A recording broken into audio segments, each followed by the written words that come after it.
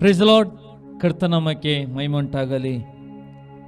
ಇನ್ನೊಂದು ಅರ್ತಿ ದೇವರ ಸಮ್ಮುಖದಲ್ಲಿ, ದೇವರ ಸಾನ್ನಿಧ್ಯದಲ್ಲಿ ದೇವರನ್ನ ಆರಾಧನೆ ಮಾಡಲಿಕ್ಕೆ ದೇವರು ಕೊಟ್ಟ ಅವಕಾಶಕ್ಕೋಸ್ಕರ ನಾವು ಸ್ತೋತ್ರ ಸಲ್ಲಿಸುವ. ಯಾಕಂದರೆ ನಮ್ಮ ಬಲ, ನಮ್ಮ ಶಕ್ತಿ, ನಮ್ಮ ಜ್ಞಾನ, ನಮ್ಮ ಯಾವುದು ಆತನಿಗೆ ಬೇಡ. ಆತನಿಗೆ ನಾವು ಬರೀ ಒಂದು ಕುಂಬರನ ಕೈಯಲ್ಲಿ ಯಾವ ರೀತಿ ಜೇಡಿ ಮಣ್ಣುಂಟು, ಆ ಕುಂಬರನಿಗೆ ಮಾತ್ರ ಆ ಜೇಡಿ ಮಣ್ಣಿನ ಮೇಲೆ ಅಧಿಕಾರ. ಅದೇ ರೀತಿ ಇವತ್ತು ನಮ್ಮ ಮೇಲೆ ಆತನಿಗೆ ಮಾತ್ರ ಅಧಿಕಾರ. ಯಾಕಂದ್ರೆ ಆತನ ಸ್ವಾರೂಪ್ಯದಲ್ಲಿ ಸೃಷ್ಟಿ ಮಾಡಿಕೊಂಡು ಆತನ ರಕ್ತದ ಮುಖಾಂತರ ನಮ್ಮನ್ನು ಆತನ ಕ್ರಯಕ್ಕೆ ತೆಗೆದುಕೊಂಡಿದ್ದಾನೆ. ನಾವು ನಮ್ಮ ಸೊತ್ತುಗಳಲ್ಲಿ ಯಾರಲ್ಲ. ನಾನು ನನ್ನ ಬದುಕು ಎಂಬುದು ಸಾಧ್ಯವಿಲ್ಲ. ಯಾಕಂದ್ರೆ ಯೇಸುವಿನ ಆ ಪರಿಶುದ್ಧ ರಕ್ತದ ಮುಖಾಂತರ ಆತನ ಕ್ರಯಕ್ಕೆ ತೆಗೆದುಕೊಂಡು ಇವತ್ತು ನಾವು ಆತನ ಮಕ್ಕಳಾಗಿದ್ದೇವೆ. ನಮ್ಮನ್ನು ಆರಾಧನೆ ಮಾಡಲಿಕ್ಕೋಸ್ಕರ ಆತನು ನಮ್ಮನ್ನು ಒಂದು ತಂಡವನ್ನಾಗಿ, ಗುಂಪನ್ನಾಗಿ, ಒಂದು ಜನಾಂಗವನ್ನಾಗಿ ಆತನು ಈ ಲೋಕದಲ್ಲಿ, ಈ ಒಂದು ಪಟ್ಟಣದಲ್ಲಿ ಇಟ್ಟಿರುವುದಾದರೆ ನಾವು ನೋಡ್ತೇವೆ. ಯಾವಾಗ ನಾವು ಆರಾಧನೆ ಮಾಡುತ್ತೇವೆ, ನಾವು ನೋಡ್ತೇವೆ ಯಾವ ರೀತಿ ಪೌಲ ಸೀಲಳು ಸ್ತುತಿಸುವಾಗ ಅಲ್ಲಿ ಆ ಸೆರೆಮನೆ ಕದಗಳು ಬಿತ್ತು, ಅಲ್ಲಿ ಆ ಒಂದು ಸಿಪಾಯಿಯ ಮನೆ ಒಂದು ರಕ್ಷಿಸಲ್ಪಟ್ಟಿದ್ದು ನೋಡ್ತೇವೆ. ಅದೇ ರೀತಿ ನಾವು ಆರಾಧನೆ ಮಾಡುವಾಗ ನಮ್ಮ ಇಡೀ ಪಟ್ಟಣಕ್ಕೆ ಒಂದು ಆಶೀರ್ವಾದ, ಒಂದು ಪಟ್ಟಣದಲ್ಲಿ ಒಂದು ಬಿಡುಗಡೆ ಕಾಣಲಿಕ್ಕೆ ಮಾತ್ರ ಸಾಧ್ಯ. ಹೌದು ಪ್ರಿಯರೇ, ಈ ಒಂದು ಆರಾಧನೆಯು ಒಬ್ಬರ ಜೀವಿತದಲ್ಲಿ ಅದು ಪ್ರಾಮುಖ್ಯತೆ ಉಳ್ಳದಾಗಿದೆ. ಯಾವಾಗ ಆರಾಧನೆ ಮಾಡ್ತೇವೆ ಅಲ್ಲಿ ಎಲ್ಲ ಸೈತಾನ ಕೋಟೆ ಗೊತ್ತುಗಳು ಬೀಳುದು ನೋಡ್ತೇವೆ. ಯಾವ ಯೆಹೋಷುವನು ಅಲ್ಲಿ ಎಲ್ಲ ಸಮೂಹ ಆರಾಧನೆ ಮಾಡುವಾಗ ಅಲ್ಲಿ ಆ ಪಟ್ಟಣ ಬಿತ್ತು, ಎರಿಕೋ ಪಟ್ಟಣ ಎಲ್ಲ ನೆಲ ಸಮಾಧದ ನೋಡ್ತೇವೆ. ಹೌದು ಪ್ರಿಯ, ಸಮಯದಲ್ಲಿ ನಾವು ಆರಾಧನೆಗೂ ಮುಂಚೆ ದೇವರ ವಾಕ್ಯದಲ್ಲಿ ಉತ್ತೇಜನಗೊಳ್ಳುವುದಾದರೆ ಯೆಶಾಯ 43ನೇ ಅಧ್ಯಾಯದಲ್ಲಿ ದೇವರ ವಾಕ್ಯ ಹೇಳ್ತದೆ, ಈಗಲಾದರೂ ಯಾಕೋಬ ವಂಶವೇ, ಇಸ್ರಾಯೇಲ್ ಸಂತಾನವೇ, ನಿನ್ನನ್ನು ಸೃಷ್ಟಿಸಿ ರೂಪಿಸಿದವನಾದ ಯೆಹೋವನು ಹೀಗನ್ನುತ್ತಾನೆ, ಭಯಪಡಬೇಡ, ನಾನು ನಿನ್ನನ್ನು ವಿಮೋಚಿಸಿದೆನಲ್ಲ, ನಿನ್ನ ಹೆಸರಿಡಿದು ಕರೆದೆನಲ್ಲ, ನೀನು ನನ್ನವನೇ. ನೀನು ಜಲರಾಶಿಯನ್ನು ಹಾದು ಹೋಗುವಾಗ ನಾನು ನಿನ್ನ ಸಂಗಡ ಇರುವೆನು, ನದಿಗಳನ್ನು ದಾಟುವಾಗ ಅವು ನಿನ್ನನ್ನು ಮುಳುಗಿಸವು, ಉರಿಯಲ್ಲಿ ನಡೆಯುವಾಗ ನೀನು ಕಂದದಿರುವೆ, ಜ್ವಾಲೆ ನಿನ್ನನ್ನು ದಹಿಸದು, ಯೆಹೋವನೆಂಬ ನಾನು ನಿನ್ನ ದೇವರಾಗಿದ್ದೇನೆ. ಆಮೆನ್. ನಮ್ಮ ದೇವರು, ಇಡೀ ಪ್ರಪಂಚದ ದೇವರು, ಇಡೀ ಅಖಂಡದ ದೇವರು, ಇಡೀ ಸೃಷ್ಟಿ ಮಾಡಿದ ದೇವರು ಆತನೊಬ್ಬನೇ ಯೇಸು ಕ್ರಿಸ್ತನಾಗಿದ್ದಾನೆ. ಆತನ ಹೇಳ್ತಾನೆ, ನಿನ್ನನ್ನು ಸೃಷ್ಟಿಸಿ ರೂಪಿಸಿ ನಿನಗೆ ಒಂದು ಬದುಕು, ಜೀವಿತ ಕೊಟ್ಟಂತ ದೇವರು ನಾನಾಗಿದ್ದೇನೆ. ನೀನು ಯಾಕೆ ಭಯಪಡ್ತಿ? ನಾನು ನಿನ್ನನ್ನು ವಿಮೋಚಿಸಿದ್ದೇನೆ, ನಿನ್ನ ಹೆಸರಿಡಿದು ನಾನು ಕರೆದಿದ್ದೇನೆ. ನಮ್ಮ ಒಬ್ಬೊಬ್ಬರ ಹೆಸರು ಆತನಿಗೆ ಹಿಡಿದು ಕರೆದುಕೊಂಡು ಬಂದಿದ್ದಾನೆ. ಆತನಿಗೋಸ್ಕರ ಯಾರು ನಾಶವಾಗಬಾರದು, ಯಾರು ನರಕಕ್ಕೆ ದೊಬ್ಬಲ್ಪಡಬಾರದು, ಯಾರು ಯಾತನೆಗೆ ಸಿಕ್ಕಬಾರದೆಂಬುದು ಎಲ್ಲವನ್ನು ಆತನು ಹೊತ್ತುಕೊಂಡು ಕಲ್ವಾರಿ ಶಿಲುಬೆಯಲ್ಲಿ ತೀರಿಸಿದ್ದಾನೆ. ಈ ಒಂದು ರಹಸ್ಯ, ಈ ಒಂದು ಗುಟ್ಟು ನಾವು ತಿಳ್ಕೊಂಡು ಪರಿಪೂರ್ಣವಾಗಿ ನಾವು ಆತನನ್ನು ತಿಳ್ಕೊಳ್ಳೋದಾದ್ರೆ ಖಂಡಿತವಾಗಿಯೂ ದೇವರು ಆತನು ಹೇಳ್ತಾನೆ, ಭಯಪಡಬೇಡ ಮಗಳೇ, ಭಯಪಡಬೇಡ, ನಾನು ನಿನ್ನನ್ನು ವಿಮೋಚಿಸಿದ್ದೇನೆ, ನಾನು ನಿನಗೆ ಬಿಡುಗಡೆ ಕೊಟ್ಟಿದ್ದೇನೆ, ನಿನ್ನ ಪಾಪದಿಂದ ಪರಿಪೂರ್ಣಗೆ ನಾನು ಬಿಡುಗಡೆ ಕೊಟ್ಟಿದ್ದೇನೆ ಎಂದು ದೇವರು ಹೇಳ್ತಾನೆ. ಮತ್ತೆ ಕೆಳಗಿನ ವಾಕ್ಯ ನೋಡ್ತೇವೆ, ನದಿಗಳನ್ನು ದಾಟುವಾಗ ಅವು ನಿನ್ನನ್ನು ಮುಳುಗಿಸವು, ಉರಿಯಲ್ಲಿ ನಡೆಯುವಾಗ ನೀನು ಕಂದದಿರುವಿ, ಜ್ವಾಲೆಯು ನಿನ್ನನ್ನು ದಹಿಸದು, ಯೆಹೋವನೆಂಬ ನಾನು ನಿನ್ನ ದೇವರಾಗಿದ್ದೇನೆ. ನಮ್ಮ ದೇವರು ಜೀವಂತವಾಗಿದ್ದಾನೆ. ನಮ್ಮ ದೇವರಿಗೆ ಸಾವು ಇಲ್ಲ. ಸೈತಾನನು ನಾನಾ ರೀತಿಯಲ್ಲಿ ಆತನನ್ನು ಆ ಶಿಲುಬೆಗೆ ಹಾಕಿ ಸತ್ತ ಎಂಬುದು ಆತನ ನೆಗಡ್ತಿದ್ದ. ಆದರೆ ಯೇಸು ಕ್ರಿಸ್ತನ 3ನೇ ದಿನದಲ್ಲಿ ಜೀವಂತವಾಗಿ ಆ ಸೈತಾನ ತಲೆಯನ್ನು ಜಜ್ಜಿಕೊಂಡು ಇವತ್ತಿಗೂ ತಂದೆ ಬಲಪಾಶಿಕೊಂಡು ನಮಗೋಸ್ಕರ ವಿಜ್ಞಾಪನೆ ಮಾಡಿದ ದೇವರು ಇವತ್ತಿಗೂ ಜೀವಂತವಾಗಿದ್ದಾನೆ.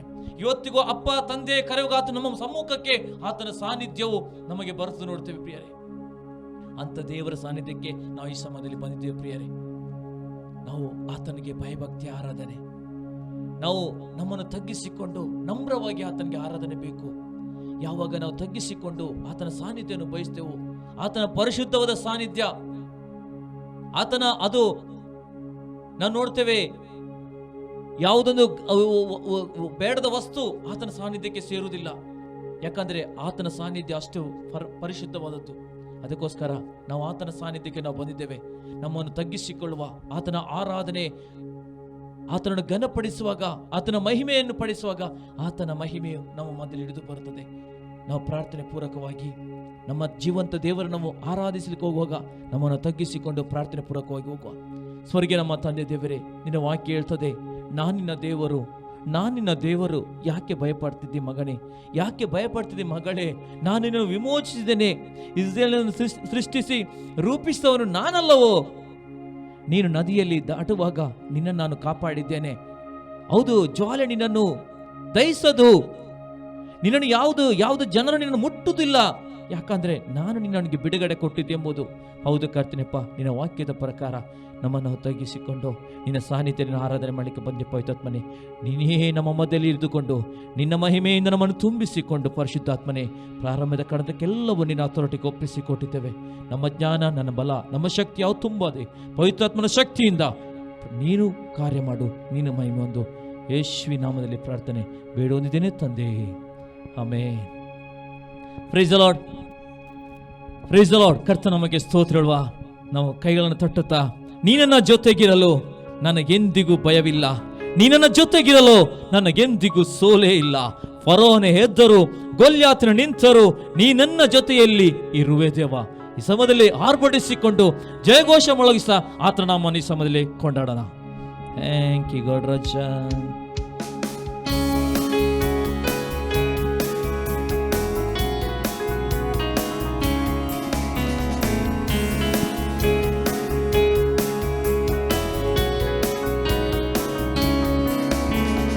ನೀ ನನ್ನ ಜೊತೆಗಿರಲು ನನಗೆಂದಿಗೂ ಭಯವೇ ಇಲ್ಲ, ನೀ ನನ್ನ ಜೊತೆಗಿರಲು ನನಗೆಂದಿಗೂ ಸೋಲೇ ಇಲ್ಲ, ನೀ ನನ್ನ ಜೊತೆಗಿರಲು ನನಗೆಂದಿಗೂ ಭಯವೇ ಇಲ್ಲ, ನೀ ನನ್ನ ಜೊತೆಗಿರಲು ನನಗೆಂದಿಗೂ ಸೋಲೇ ಇಲ್ಲ. ಫರೋಹನೇ ಎದ್ದರು, ಗೊಲ್ಯಾತನ ನಿಂತರು, ನೀ ನನ್ನ ಜೊತೆಯಲ್ಲಿ ಇರುವೆ ದೇವಾ. ಫರೋಹನೇ ಎದ್ದರು, ಗೊಲ್ಯಾತನ ನಿಂತರು, ನೀ ನನ್ನ ಜೊತೆಯಲ್ಲಿ ಇರುವೆ ದೇವಾ.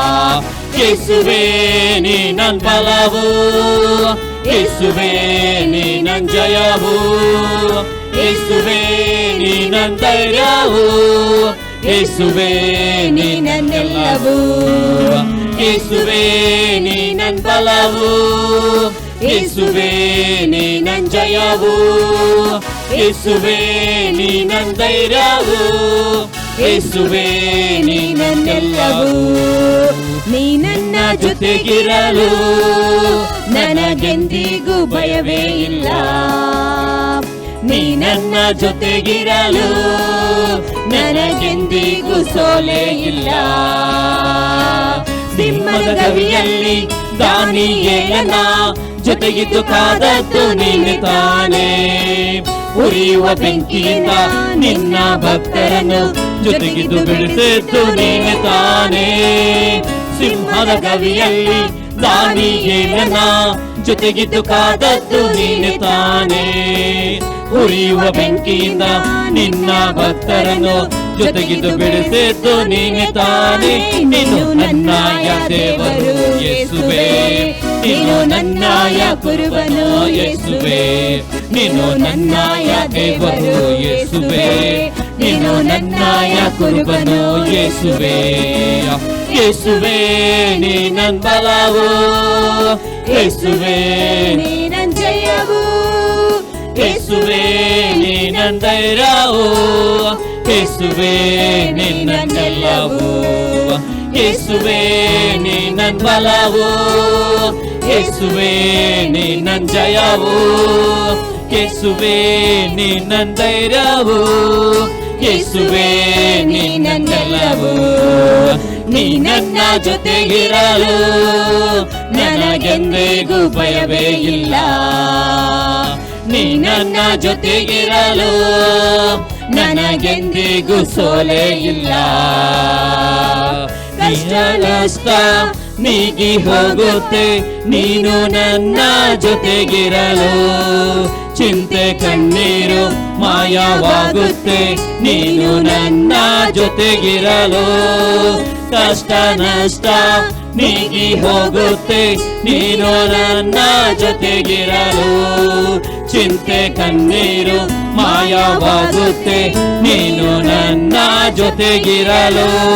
ಹಿಂದಿನ ಸ್ಥಿತಿ ಚೇಂಜ್ ಆಗುತ್ತೆ, ಅದ್ಭುತ ಹಿಂದೆ ನಡೆಯುತ್ತೆ. ಹಿಂದಿನ ಸ್ಥಿತಿ ಚೇಂಜ್ ಆಗುತ್ತೆ, ಅದ್ಭುತ ಹಿಂದೆ ನಡೆಯುತ್ತೆ. ಯೇಸುವೇ ನೀ ನನ್ ಬಲವು, ಯೇಸುವೇ ನೀ ನನ್ ಜಯವು, ಯೇಸುವೇ ನೀ ನನ್ ಧೈರ್ಯವು, ಯೇಸುವೇ ನೀ ನನ್ನೆಲ್ಲವೂ, ಯೇಸುವೇ ನೀ ನನ್ ಬಲವು, ಯೇಸುವೇ ನೀ ನನ್ ಜಯವು, ಯೇಸುವೇ ನೀ ನನ್ ಧೈರ್ಯವು, ಯೇಸುವೇ ನೀ ನನ್ನೆಲ್ಲವೂ. ನೀ ನನ್ನ ಜೊತೆಗಿರಲು ನನಗೆಂದಿಗೂ ಸೋಲೆ ಇಲ್ಲ. ನೀ ನನ್ನ ಜೊತೆಗಿರಲು ನನಗೆಂದಿಗೂ ಸೋಲೆ ಇಲ್ಲ. ಶೋಧನೆ ಜಯಿಸುವೆ, ವೈರಿಯ ಗೆಲ್ಲುವೆ, ನಿನ್ನಯ ಬಲದಿಂದ ಮುನ್ನುಗ್ಗುವೆ. ಕೃಪೆಯ ಮೇಲೆ ಕೃಪೆಯ ಹೊಂದುವೆ, ಆಶೀರ್ವಾದಕ್ಕಾಗಿ ನಾ ಬಾಳುವೆ. ಶೋಧನೆ ಜಯಿಸುವೆ, ವೈರಿಯ ಗೆಲ್ಲುವೆ, ನಿನ್ನಯ ಬಲದಿಂದ ಮುನ್ನುಗ್ಗುವೆ. ಕೃಪೆಯ ಮೇಲೆ ಕೃಪೆಯ ಹೊಂದುವೆ, ಆಶೀರ್ವಾದವಾಗಿ ನಾ ಬಾಳುವೆ. ನನ್ನ ಕೈ ಬಿಡದ ದೇವರು ನೀನೇ, ನನ್ನ ನಂಬುವ ಕೇಳ್ಯವು ನೀನೇ. ನನ್ನ ಕೈ ಬಿಡದ ದೇವರು ನೀನೇ, ನಾನು ನಂಬುವ ಕೇಳ್ಯವು ನೀನೇ. ಯೇಸುವೇ ನೀ ನನ್ ಬಲವು, ಯೇಸುವೇ ನೀ ನನ್ ಜಯವು, ಯೇಸುವೇ ನೀ ನನ್ ಧೈರ್ಯವು, ಯೇಸುವೇ ನೀ ನನ್ನೆಲ್ಲವೂ. ಯೇಸುವೇ ನೀ ನನ್ ಬಲವು, ಯೇಸುವೇ ನೀ ನನ್ ಜಯವು, ಯೇಸುವೇ ನೀ ನನ್ ಧೈರ್ಯವು, ಯೇಸುವೇ ನೀ ನನ್ನೆಲ್ಲವೂ. ಯೇಸುವೇ ನೀ ನನ್ ಬಲವು, ಯೇಸುವೇ ನೀ ನನ್ ಜಯವು, ಯೇಸುವೇ ನೀ ನನ್ ಧೈರ್ಯವು, ಯೇಸುವೇ ನೀ ನನ್ನೆಲ್ಲವೂ. ನೀ ನನ್ನ ಜೊತೆಗಿರಲು ನನಗೆಂದಿಗೂ ಭಯವೇ ಇಲ್ಲ. ನೀ ನನ್ನ ಜೊತೆಗಿರಲು ನನಗೆಂದಿಗೂ ಸೋಲೆ ಇಲ್ಲ. ನೀ ನನ್ನ ಜೊತೆಗಿರಲು ನನಗೆಂದಿಗೂ ಭಯವೇ ಇಲ್ಲ. ನೀ ನನ್ನ ಜೊತೆಗಿರಲು ನನಗೆಂದಿಗೂ ಸೋಲೆ ಇಲ್ಲ. ಓ, ನಮಗೆ ಸೋಲೆ ಇಲ್ಲ. ನಮಗೆ ಯಾವ ರೀತಿ ಸ್ವಾಮಿ ಸೋಲುಗಳೆಂಬ ಪದಗಳೇ ಇಲ್ಲ ಸ್ವಾಮಿ. ಯಾಕಂದ್ರೆ ಆ ಸೋಲಿನಲ್ಲಿ ಜಯನ್ನು ಕೊಡುವಂತ ದೇವರಾಗಿದ್ದಿ ನೀನಾಗಿದ್ದಿ ಕರ್ತನೆಪ್ಪ. ಯಾವುದೇ ಫರೋನಗಳು, ಯಾವುದೇ ದುಷ್ಟ ಸೈನ್ಯವು ನಮ್ಮ ಎದುರಲ್ಲೇ ಬಂದ್ರು ಅದು ನಾಶವಾಗಿ ಹೋಗಿ ನೀವು ವಾಕ್ಯ ಹೇಳ್ತದೆ ಸ್ವಾಮಿ. ದೇವ ನಮಗೆ ಮುನ್ನಡೆಸುವಂತ ದೇವರು ಸ್ವಾಮಿ. ದೇವ ನಾವು ಎಂದಿಗೂ ಯಾವ ರೀತಿಯೂ ಲಜ್ಜೆ ಕೆಡುವರಲ್ಲ ಸ್ವಾಮಿ. ನಾವು ಕರ್ತನೆಪ್ಪ ನಮ್ಮನ್ನು ದೇವ ಹೌದು ಸ್ವಾಮಿ ಮುಖ ಎತ್ತಿ ನಡೆಯುವಂತೆ ಮಾಡೋ ದೇವರು, ನಮ್ಮನ್ನು ಮೇಲವರನ್ನಾಗಿಟ್ಟಂತ ದೇವರು, ನಮ್ಮನ್ನು ಆಶೀರ್ವಾದ ನಿಧಿಯನ್ನಾಗಿಟ್ಟಂತ ದೇವರೇ ನಿಮಗೆ ಆರಾಧಿಸ್ತೇವೆ ಸ್ವಾಮಿ. ಓ ಥ್ಯಾಂಕ್ ಯು ಗಾಡ್ ರಾಜ. ದೇವ ನಿಮಗೆ ಆರಾಧನೆ ಸ್ವಾಮಿ ರಾಜ, ನಿಮಗೆ ಮಹಿಮೆ ಸ್ವಾಮಿ. Hallelujah. Holy Spirit Jesus Lord. Thank you God Jesus.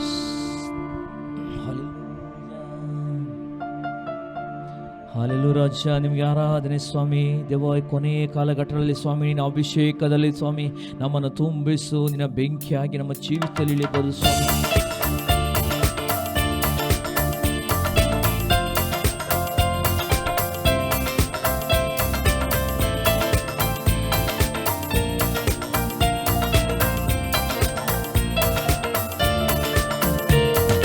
ಅಂತ್ಯಕಾಲ ಅಭಿಷೇಕ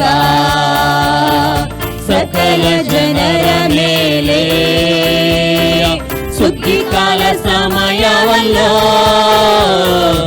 ಆತ್ಮಾವಿ ತುಂಬಿಸಯ್ಯ. ಅಂತ್ಯಕಾಲ ಅಭಿಷೇಕ ಸಕಲ ಜನರ ಮೇಲೆ, ಸುಗ್ಗಿ ಕಾಲ ಸಮಯವಲ್ಲೋ ಆತ್ಮಾವಿ ತುಂಬಿಸಯ್ಯ. ಬೆಟ್ಟ ಬೆಂಕಿಯಾಗಿ ಇಳಿಯಲಯ್ಯ, ಅಗ್ನಿ ಜ್ವಾಲೆಯಾಗಿ ಉರಿಯಲಯ್ಯ, ಬಿರುಗಾಳಿಯಾಗಿ ಬೀಸಲಯ್ಯ, ಆತ್ಮ ನದಿಯಲ್ಲಿ ಮುಳುಗಿಸಯ್ಯ.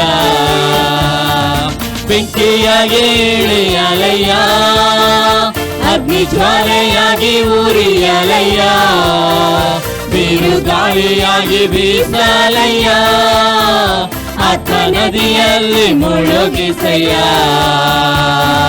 ಹಸಿಗಳ ತಗ್ಗಿನಲ್ಲಿ ಒಂದು ಸೈನ್ಯವನ ಕಾಣುವೆ,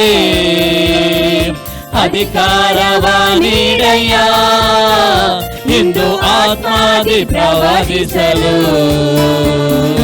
ಹಸಿಗಳ ತಗ್ಗಿನಲ್ಲಿ ಒಂದು ಸೈನ್ಯವನ ಕಾಣುವೆ, ಅಧಿಕಾರವ ನೀಡಯ್ಯ, ಇಂದು ಆತ್ಮಾದಿ ಪ್ರವಾದಿಸಲು.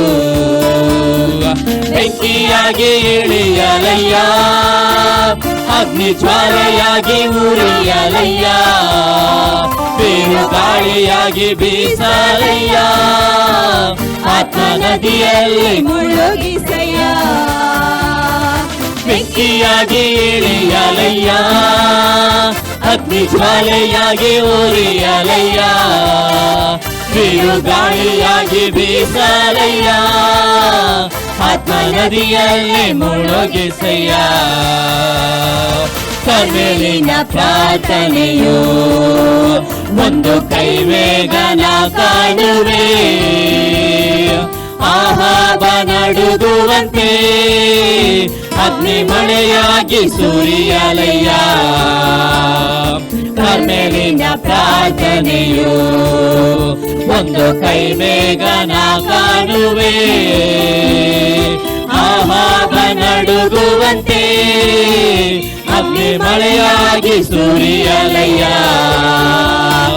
ಬೆಂಕಿಯಾಗಿ ಇಳಿಯಲಯ್ಯ, ಅಗ್ನಿ ಜ್ವಾಲೆಯಾಗಿ ಉರಿಯಲಯ್ಯ, ಬಿರುಗಾಳಿಯಾಗಿ ಬೀಸಲಯ್ಯ, ಆತ್ಮ ನದಿಯಲ್ಲಿ ಮುಳುಗಿಸಯ್ಯ. ಬೆಂಕಿಯಾಗಿ ಇಳಿಯಲಯ್ಯ, ಅಗ್ನಿ ಜ್ವಾಲೆಯಾಗಿ ಉರಿಯಲಯ್ಯ, ಬಿರುಗಾಳಿಯಾಗಿ ಬೀಸಲಯ್ಯ, ಆತ್ಮ ನದಿಯಲ್ಲಿ ಮುಳುಗಿಸಯ್ಯ. ಸೀನಾಯ್ ಬೆಟ್ಟದಲ್ಲಿ ಒಂದು ಜ್ವಾಲೆಯನ ಕಾಣುವೆ, ಇಸ್ರಾಯೇಲಿನ ದೇವರೇ, ಆ ಜ್ವಾಲೆ ನನ್ನಲ್ಲುರಿಯಲಯ್ಯ. ಸೀನಾಯ್ ಬೆಟ್ಟದಲ್ಲಿ ಒಂದು ಜ್ವಾಲೆಯನ ಕಾಣುವೆ, ಇಸ್ರಾಯೇಲಿನ ದೇವರೇ, ಆ ಜ್ವಾಲೆ ನನ್ನಲ್ಲುರಿಯಲಯ್ಯ. ಬೆಂಕಿಯಾಗಿ ಇಳಿಯಲಯ್ಯ, ಅಗ್ನಿ ಜ್ವಾಲೆಯಾಗಿ ಉರಿಯಲಯ್ಯ, ಬಿರುಗಾಳಿಯಾಗಿ ಬೀಸಲಯ್ಯ, ಆತ್ಮ ನದಿಯಲ್ಲಿ ಮುಳುಗಿಸಯ್ಯ. ಬೆಂಕಿಯಾಗಿ ಇಳಿಯಲಯ್ಯ, ಅಗ್ನಿ ಜ್ವಾಲೆಯಾಗಿ ಉರಿಯಲಯ್ಯ, ಬಿರುಗಾಳಿಯಾಗಿ ಬೀಸಲಯ್ಯ, ಆತ್ಮ ನದಿಯಲ್ಲಿ ಮುಳುಗಿಸಯ್ಯ.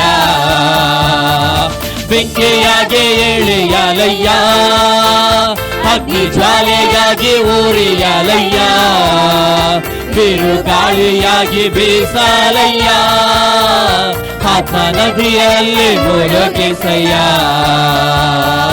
ಅಂತ್ಯಕಾಲ ಅಭಿಷೇಕ ಸಕಲ ಜನರ ಮೇಲೆ, ಸುಗ್ಗಿ ಕಾಲ ಸಮಯವಲ್ಲೋ, ಆತ್ಮಾದಿ ತುಂಬಿಸಯ್ಯ. ಅಂತ್ಯಕಾಲ ಅಭಿಷೇಕ ಸಕಲ ಜನರ ಮೇಲೆ, ಸುಗ್ಗಿ ಕಾಲ ಸಮಯವಲ್ಲೋ, ಆತ್ಮಾದಿ ತುಂಬಿಸಯ್ಯ. ಬೆಂಕಿಯಾಗಿ ಇಳಿಯಲಯ್ಯ, ಅಗ್ನಿ ಜ್ವಾಲೆಯಾಗಿ ಉರಿಯಲಯ್ಯ, ಬಿರುಗಾಳಿಯಾಗಿ ಬೀಸಲಯ್ಯ, ಆತ್ಮ ನದಿಯಲ್ಲಿ ಮುಳುಗಿಸಯ್ಯ, ಬೆಂಕಿಯಾಗಿ ಇಳಿಯಲಯ್ಯ. ಓ ಯೇಸುವೆ, ದೇವರ ಮಹಿಮೆ ಬೆಂಕಿಯಾಗಿ ಇಳಿದು ಬರಲಿ ಸ್ವಾಮಿ. ಎಲ್ಲ ರೀತಿಯ ಅಶುದ್ಧವಾದಗಳು ದಯಚಿ ಬರಲಿ ಸ್ವಾಮಿ. ದೇವ, ನೀನು ಸ್ವಾಮಿ ಯಜಕ್ಕನ ಪ್ರವಾದನ ಕರೆದುಕೊಂಡು ದೇವರ ಸ್ವಾಮಿ ಆ ತಗ್ಗಿನಲ್ಲಿ ಸ್ವಾಮಿ ಹೇಳಿದ್ದಿ, ನೀನು ಮಾತನಾಡು, ಒಣಗಿದ ಎಲುಬುಗಳೇ, ಒಣಗಿದ ಎಲುಬುಗಳೇ, ಆ ಜೀವ ಶ್ವಾಸವನ್ನು ಕೊಟ್ಟು ದೇವರ ಸ್ವಾಮಿಗೆ ಜೀವ ಬರುವಂತೆ ಮಾಡಿ ದೇವರೇ.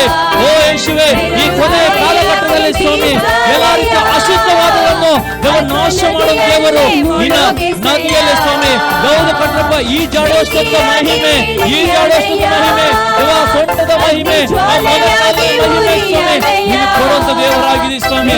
ಯೇಸುವೇ, ನಿನಗೊಬ್ಬ ನಾವು ಆರಾಧಿಸುತ್ತೇವೆ ಸ್ವಾಮಿ.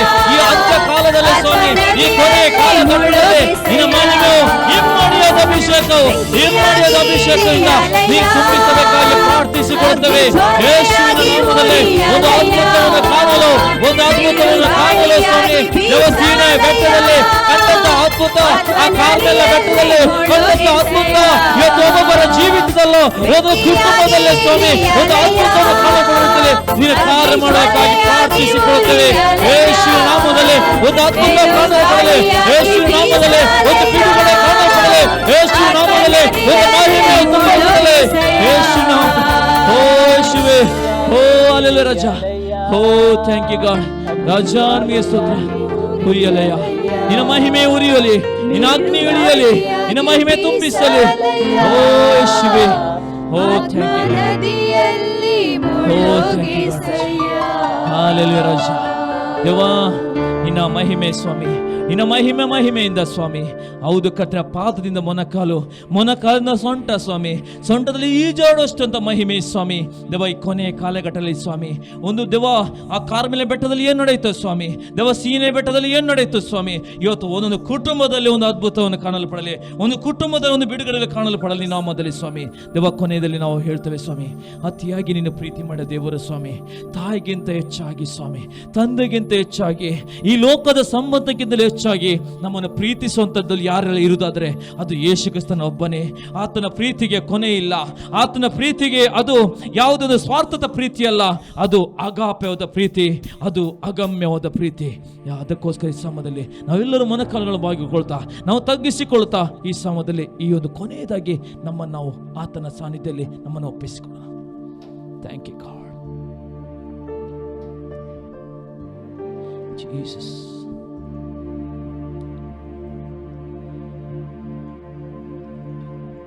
Jesus, Lord. Oh, Jesus.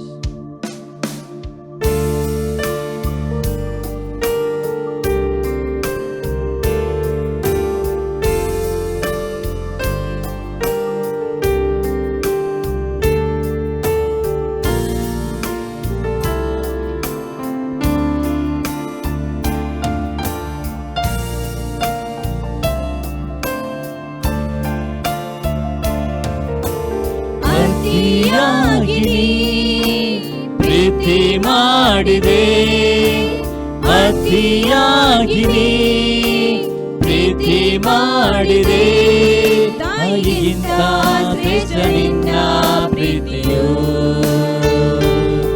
ತಾಯಿಗಿಂತ ಶ್ರೇಷ್ಠ ನಿನ್ನ ಪ್ರೀತಿಯು,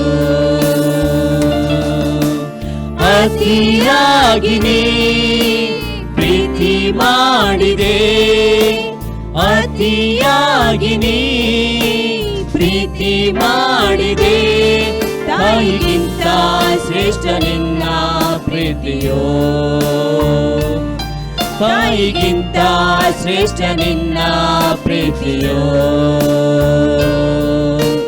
ನೀ ಧನ್ಯನು, ಸರ್ವಶ್ರೇಷ್ಠನು, ನಿನ್ನ ಹಾಗೆ ಯಾರು ಇಲ್ಲ, ಯಾರಿಲ್ಲ. ನೀ ಧನ್ಯನು, ಸರ್ವಶ್ರೇಷ್ಠನು, ನಿನ್ನ ಹಾಗೆ ಯಾರು ಇಲ್ಲ, ಯಾರಿಲ್ಲ. Hallelujah, hallelujah, hallelujah. Hallelujah, hallelujah, hallelujah, hallelujah. ನಿನ್ನನ್ನು ಎಂದಿಗೂ ಮರೆಯಲಾರೆನು, ನಿನ್ನನ್ನು ಎಂದಿಗೂ ನಾನು ಮರೆಯಲಾರೆನು. ನಿನ್ನ ಜೊತೆ ಜೊತೆ ನಾ ಸಾಗುವೆ, ನಿನ್ನ ಜೊತೆ ಜೊತೆ ನಾ ಸಾಗುವೆ. ನಿನ್ನನು ಎಂದಿಗೂ ಮರೆಯಲಾರೆನು, ನಿನ್ನನ್ನು ಎಂದಿಗೂ ನಾನು ಮರೆಯಲಾರೆನು. ನಿನ್ನ ಜೊತೆ ಜೊತೆ ನಾ ಸಾಗುವೆ, ನಿನ್ನ ಜೊತೆ ಜೊತೆ ನಾ ಸಾಗುವೆ. ನೀ ಧನ್ಯನು ಸರ್ವಶ್ರೇಷ್ಠನು, ನಿನ್ನ ಹಾಗೆ ಯಾರು ಇಲ್ಲ, ಯಾರಿಲ್ಲ. ನೀ ಧನ್ಯನು ಸರ್ವಶ್ರೇಷ್ಠನು, ನಿನ್ನ ಹಾಗೆ ಯಾರು ಇಲ್ಲ, ಯಾರಿಲ್ಲ. Hallelujah, hallelujah, hallelujah, hallelujah, hallelujah, hallelujah, hallelujah, hallelujah. ನಿನ್ನ ಚಿತ್ತದಂತೆ ನಾ ನಡೆಯುವೆ, ನಿನ್ನ ಚಿತ್ತದಂತೆ ನಾ ನಡೆಯುವೆ. ನಿನ್ನ ಜೊತೆ ಜೊತೆ ನಾ ಸಾಗುವೆ, ನಿನ್ನ ಜೊತೆ ಜೊತೆ ನಾ ಸಾಗುವೆ. ನೀ ಧನ್ಯನು ಸರ್ವಶ್ರೇಷ್ಠನು, ನಿನ್ನ ಹಾಗೆ ಯಾರು ಇಲ್ಲ, ಯಾರಿಲ್ಲ. ನೀ ಧನ್ಯನು ಸರ್ವಶ್ರೇಷ್ಠನು, ನಿನ್ನ ಹಾಗೆ ಯಾರು ಇಲ್ಲ, ಯಾರಿಲ್ಲ. Hallelujah, hallelujah, hallelujah, hallelujah, hallelujah, hallelujah, hallelujah, hallelujah, hallelujah, hallelujah, hallelujah, hallelujah, hallelujah, hallelujah,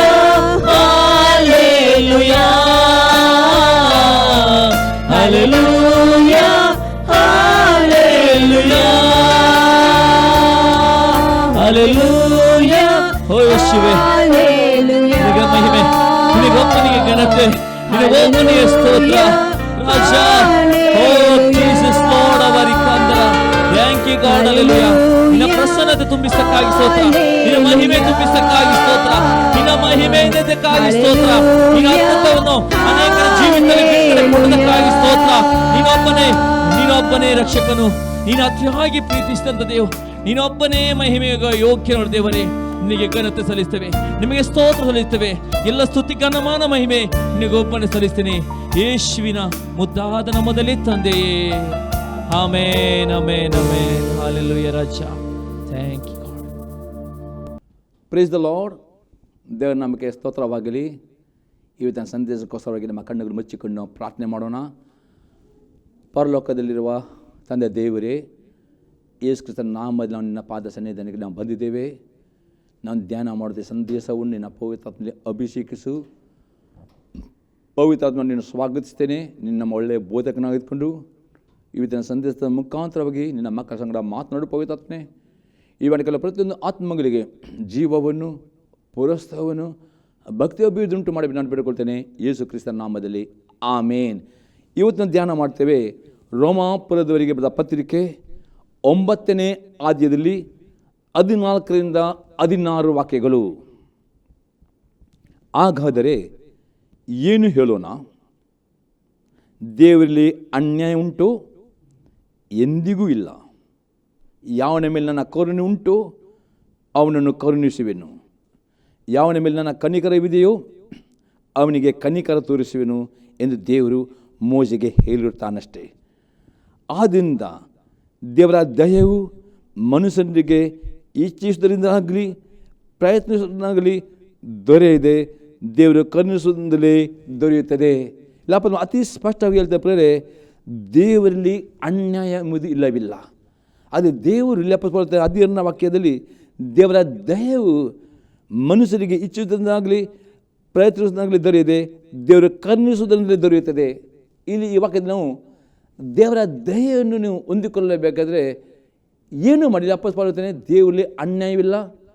ದೇವರು ಯಾರನ್ನು ಕರುಣಿಸ್ತಾನೋ ಅವನು ಕರುಣಿಸ್ತಾನೆ.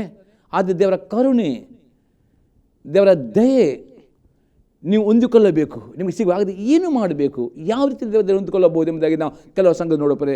ಮೊದಲನೇ ಸಂಘ ನೋಡ್ತೇವೆ, ದೇವರ ದಯೆ ಹೊಂದಿಕೊಳ್ಳಬೇಕಾದರೆ ದೇವರನ್ನು ಆತ್ಮದಿಂದಲೂ ಸತ್ಯದಿಂದಲೂ ಆರಾಧಿಸುವವರು ಆಗಬೇಕು ಮತ್ತು ಆತ ಎಲ್ಲ ಆಜ್ಞೆಗಳನ್ನು ಕೈಕೊಂಡು ನಡೆಯುವವರು ಆಗಬೇಕು. ನಾವು ನೋಡ್ತೇವೆ ವಿಮೋಚನೆಗಳ ಪುಸ್ತಕ 20ನೇ ಅಧ್ಯಾಯದಲ್ಲಿ 1ರಿಂದ 6 ವಾಕ್ಯಗಳು. ದೇವರು ಮುಂದನ ಆಜ್ಞೆಗಳನ್ನೆಲ್ಲ ಕೊಟ್ಟನು. ನೀನು ದಾಸತ್ವದಲ್ಲಿದ್ದ ಐಗುಪ್ತ ದೇಶದೊಳಗಿಂದ ನಿನ್ನನ್ನು ಬಿಡುಗಡೆ ಮಾಡಿದ ಯೆಹೋವನು ಎಂಬ ನಿನ್ನ ದೇವರು ನಾನೇ. ನಾನಲ್ಲದೆ ನಿನಗೆ ಬೇರೆ ದೇವರುಗಳು ಇರಬಾರದು, ಯಾವ ಮೂರ್ತಿಯನ್ನು ಮಾಡಿಕೊಳ್ಳಬಾರದು. ಆಕಾಶದಲ್ಲಾಗಲಿ ಭೂಮಿಯಲ್ಲಾಗಲಿ ಭೂಮಿಯ ಕೆಳಗನ ನೀರಿನಲ್ಲಾಗಲಿ ಇರುವ ಯಾವುದರ ರೂಪವನ್ನು ಮಾಡಿಕೊಳ್ಳಬಾರದು. ಅವುಗಳಿಗೆ ಅಡ್ಡ ಬೀಳಲೂ ಬಾರದು, ಪೂಜೆ ಮಾಡಲೂ ಬಾರದು. ನಿನ್ನ ದೇವರಾದ ಯೆಹೋವನೆಂಬ ನಾನು ನನಗೆ ಸಲ್ಲತಕ್ಕ ಗೌರವವನ್ನು ಮತ್ತೊಬ್ಬನಿಗೆ ಸಲ್ಲಗೊಡಿಸದವನಾದ್ದರಿಂದ ನನ್ನನ್ನು ದ್ವೇಷಿಸುವವರ ವಿಷಯದಲ್ಲಿ ತಂದೆಗಳ ದೋಷ ಫಲವನ್ನು ಮಕ್ಕಳ ಮೇಲೆ 3-4 ತಲೆಗಳವರೆಗೆ ಬರಮಾಡುವನಾಗಿಯೂ ನನ್ನನ್ನು ಪ್ರೀತಿಸಿ ನನ್ನ ಆಜ್ಞೆಯನ್ನು ಕೈಕೊಳ್ಳುವವರಿಗೂ 1000 ತಲೆಗಳವರೆಗೆ ದಯ ತೋರಿಸುವನಾಗಿಯೂ ಇದ್ದೇನೆ. ಇಲ್ಲಿ ದೇವರು ಪ್ರೇರೆ ತನ್ನ ಮಕ್ಕಳಿಗೆ ಹೊಸ ನೋಡಿಕೆಯೂ ಅಲ್ಲಿ ನೋಡಿಕೆಯೂ ದಸ ಆಜ್ಞೆ ಕೊಟ್ಟಿದ್ದಾನೆ.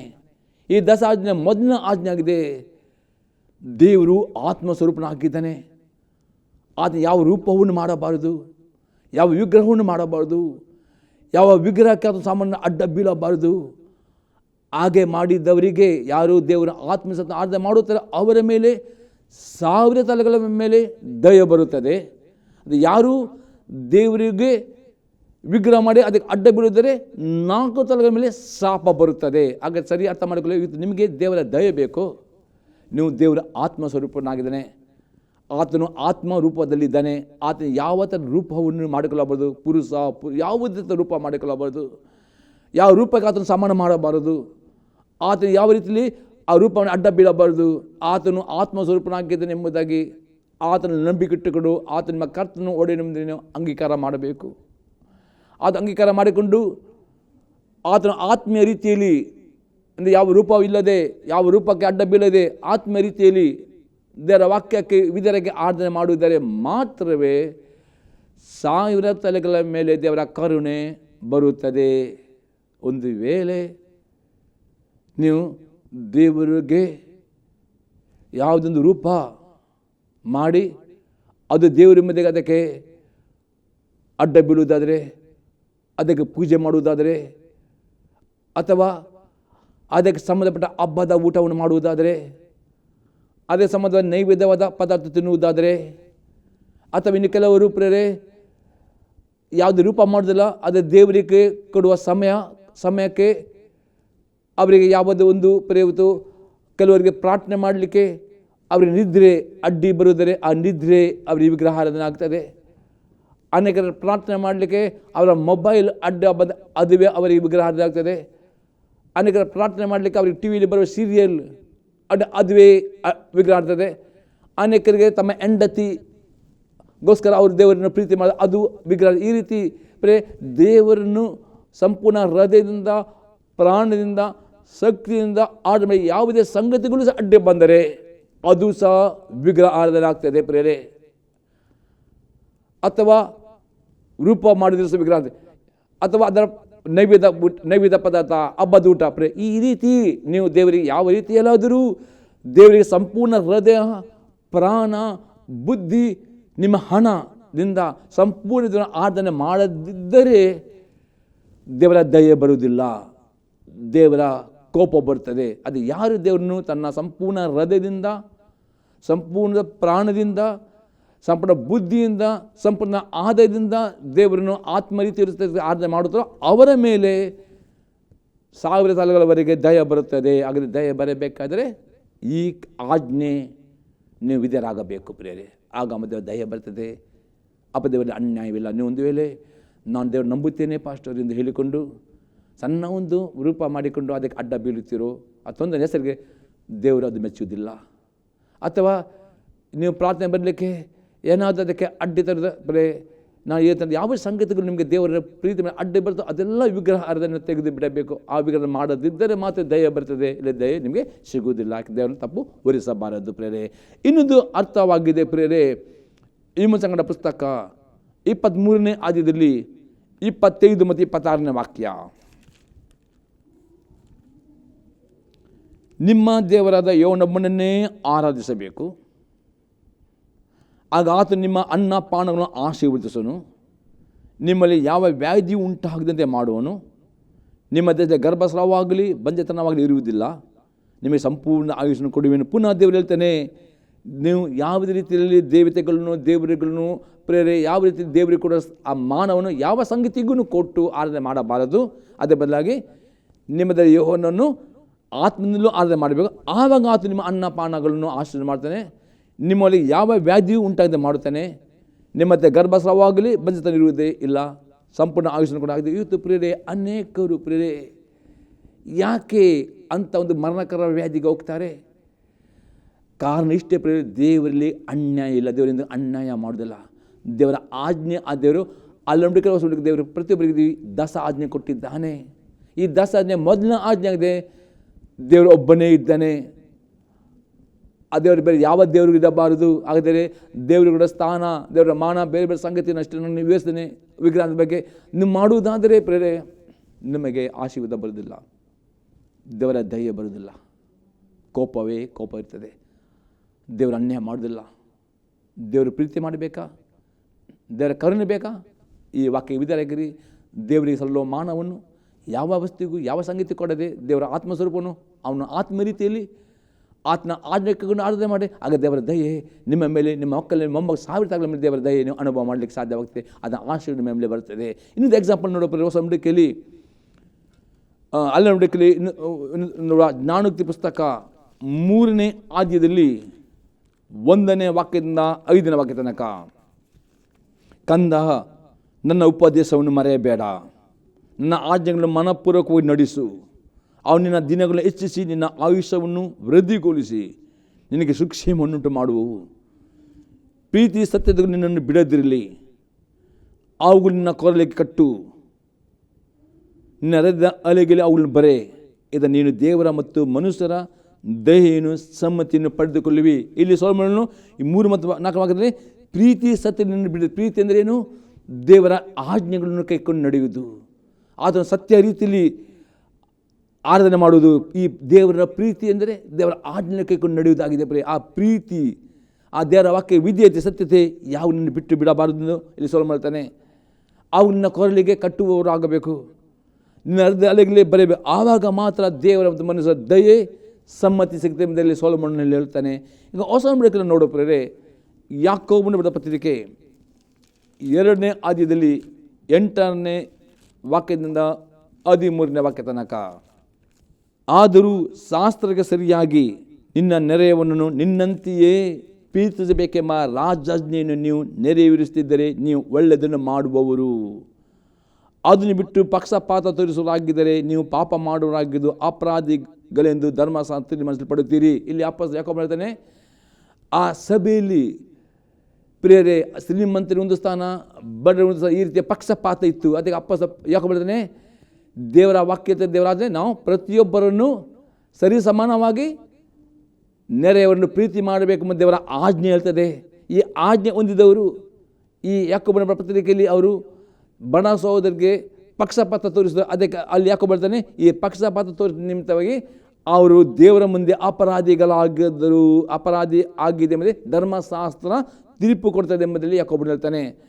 10ನೇ ವಾಕ್ಯ ಮುಂದೆ ಹೋಗುವ, ಯಾಕೆಂದರೆ ಯಾವನಾದರೂ ಧರ್ಮಶಾಸ್ತ್ರವನ್ನೆಲ್ಲ ಕೈಕೊಂಡು ನಡೆದು ಒಂದೇ ಒಂದರಲ್ಲಿ ತಪ್ಪಿದರೆ ಅವನು ಎಲ್ಲ ವಿಷಯದಲ್ಲಿ ಅಪರಾಧಿ ಆಗ್ತಾನೆ. ಇಲ್ಲಿ ಯಾಕೋಬ ಹೇಳ್ತಾನೆ, ದೇವರು ನಮಗೆ ಧರ್ಮಶಾಸ್ತ್ರ ಕೊಟ್ಟಿದ್ದಾನೆ, ಅಂದರೆ 10 ಆಜ್ಞೆ ಕೊಟ್ಟಿದ್ದಾನೆ.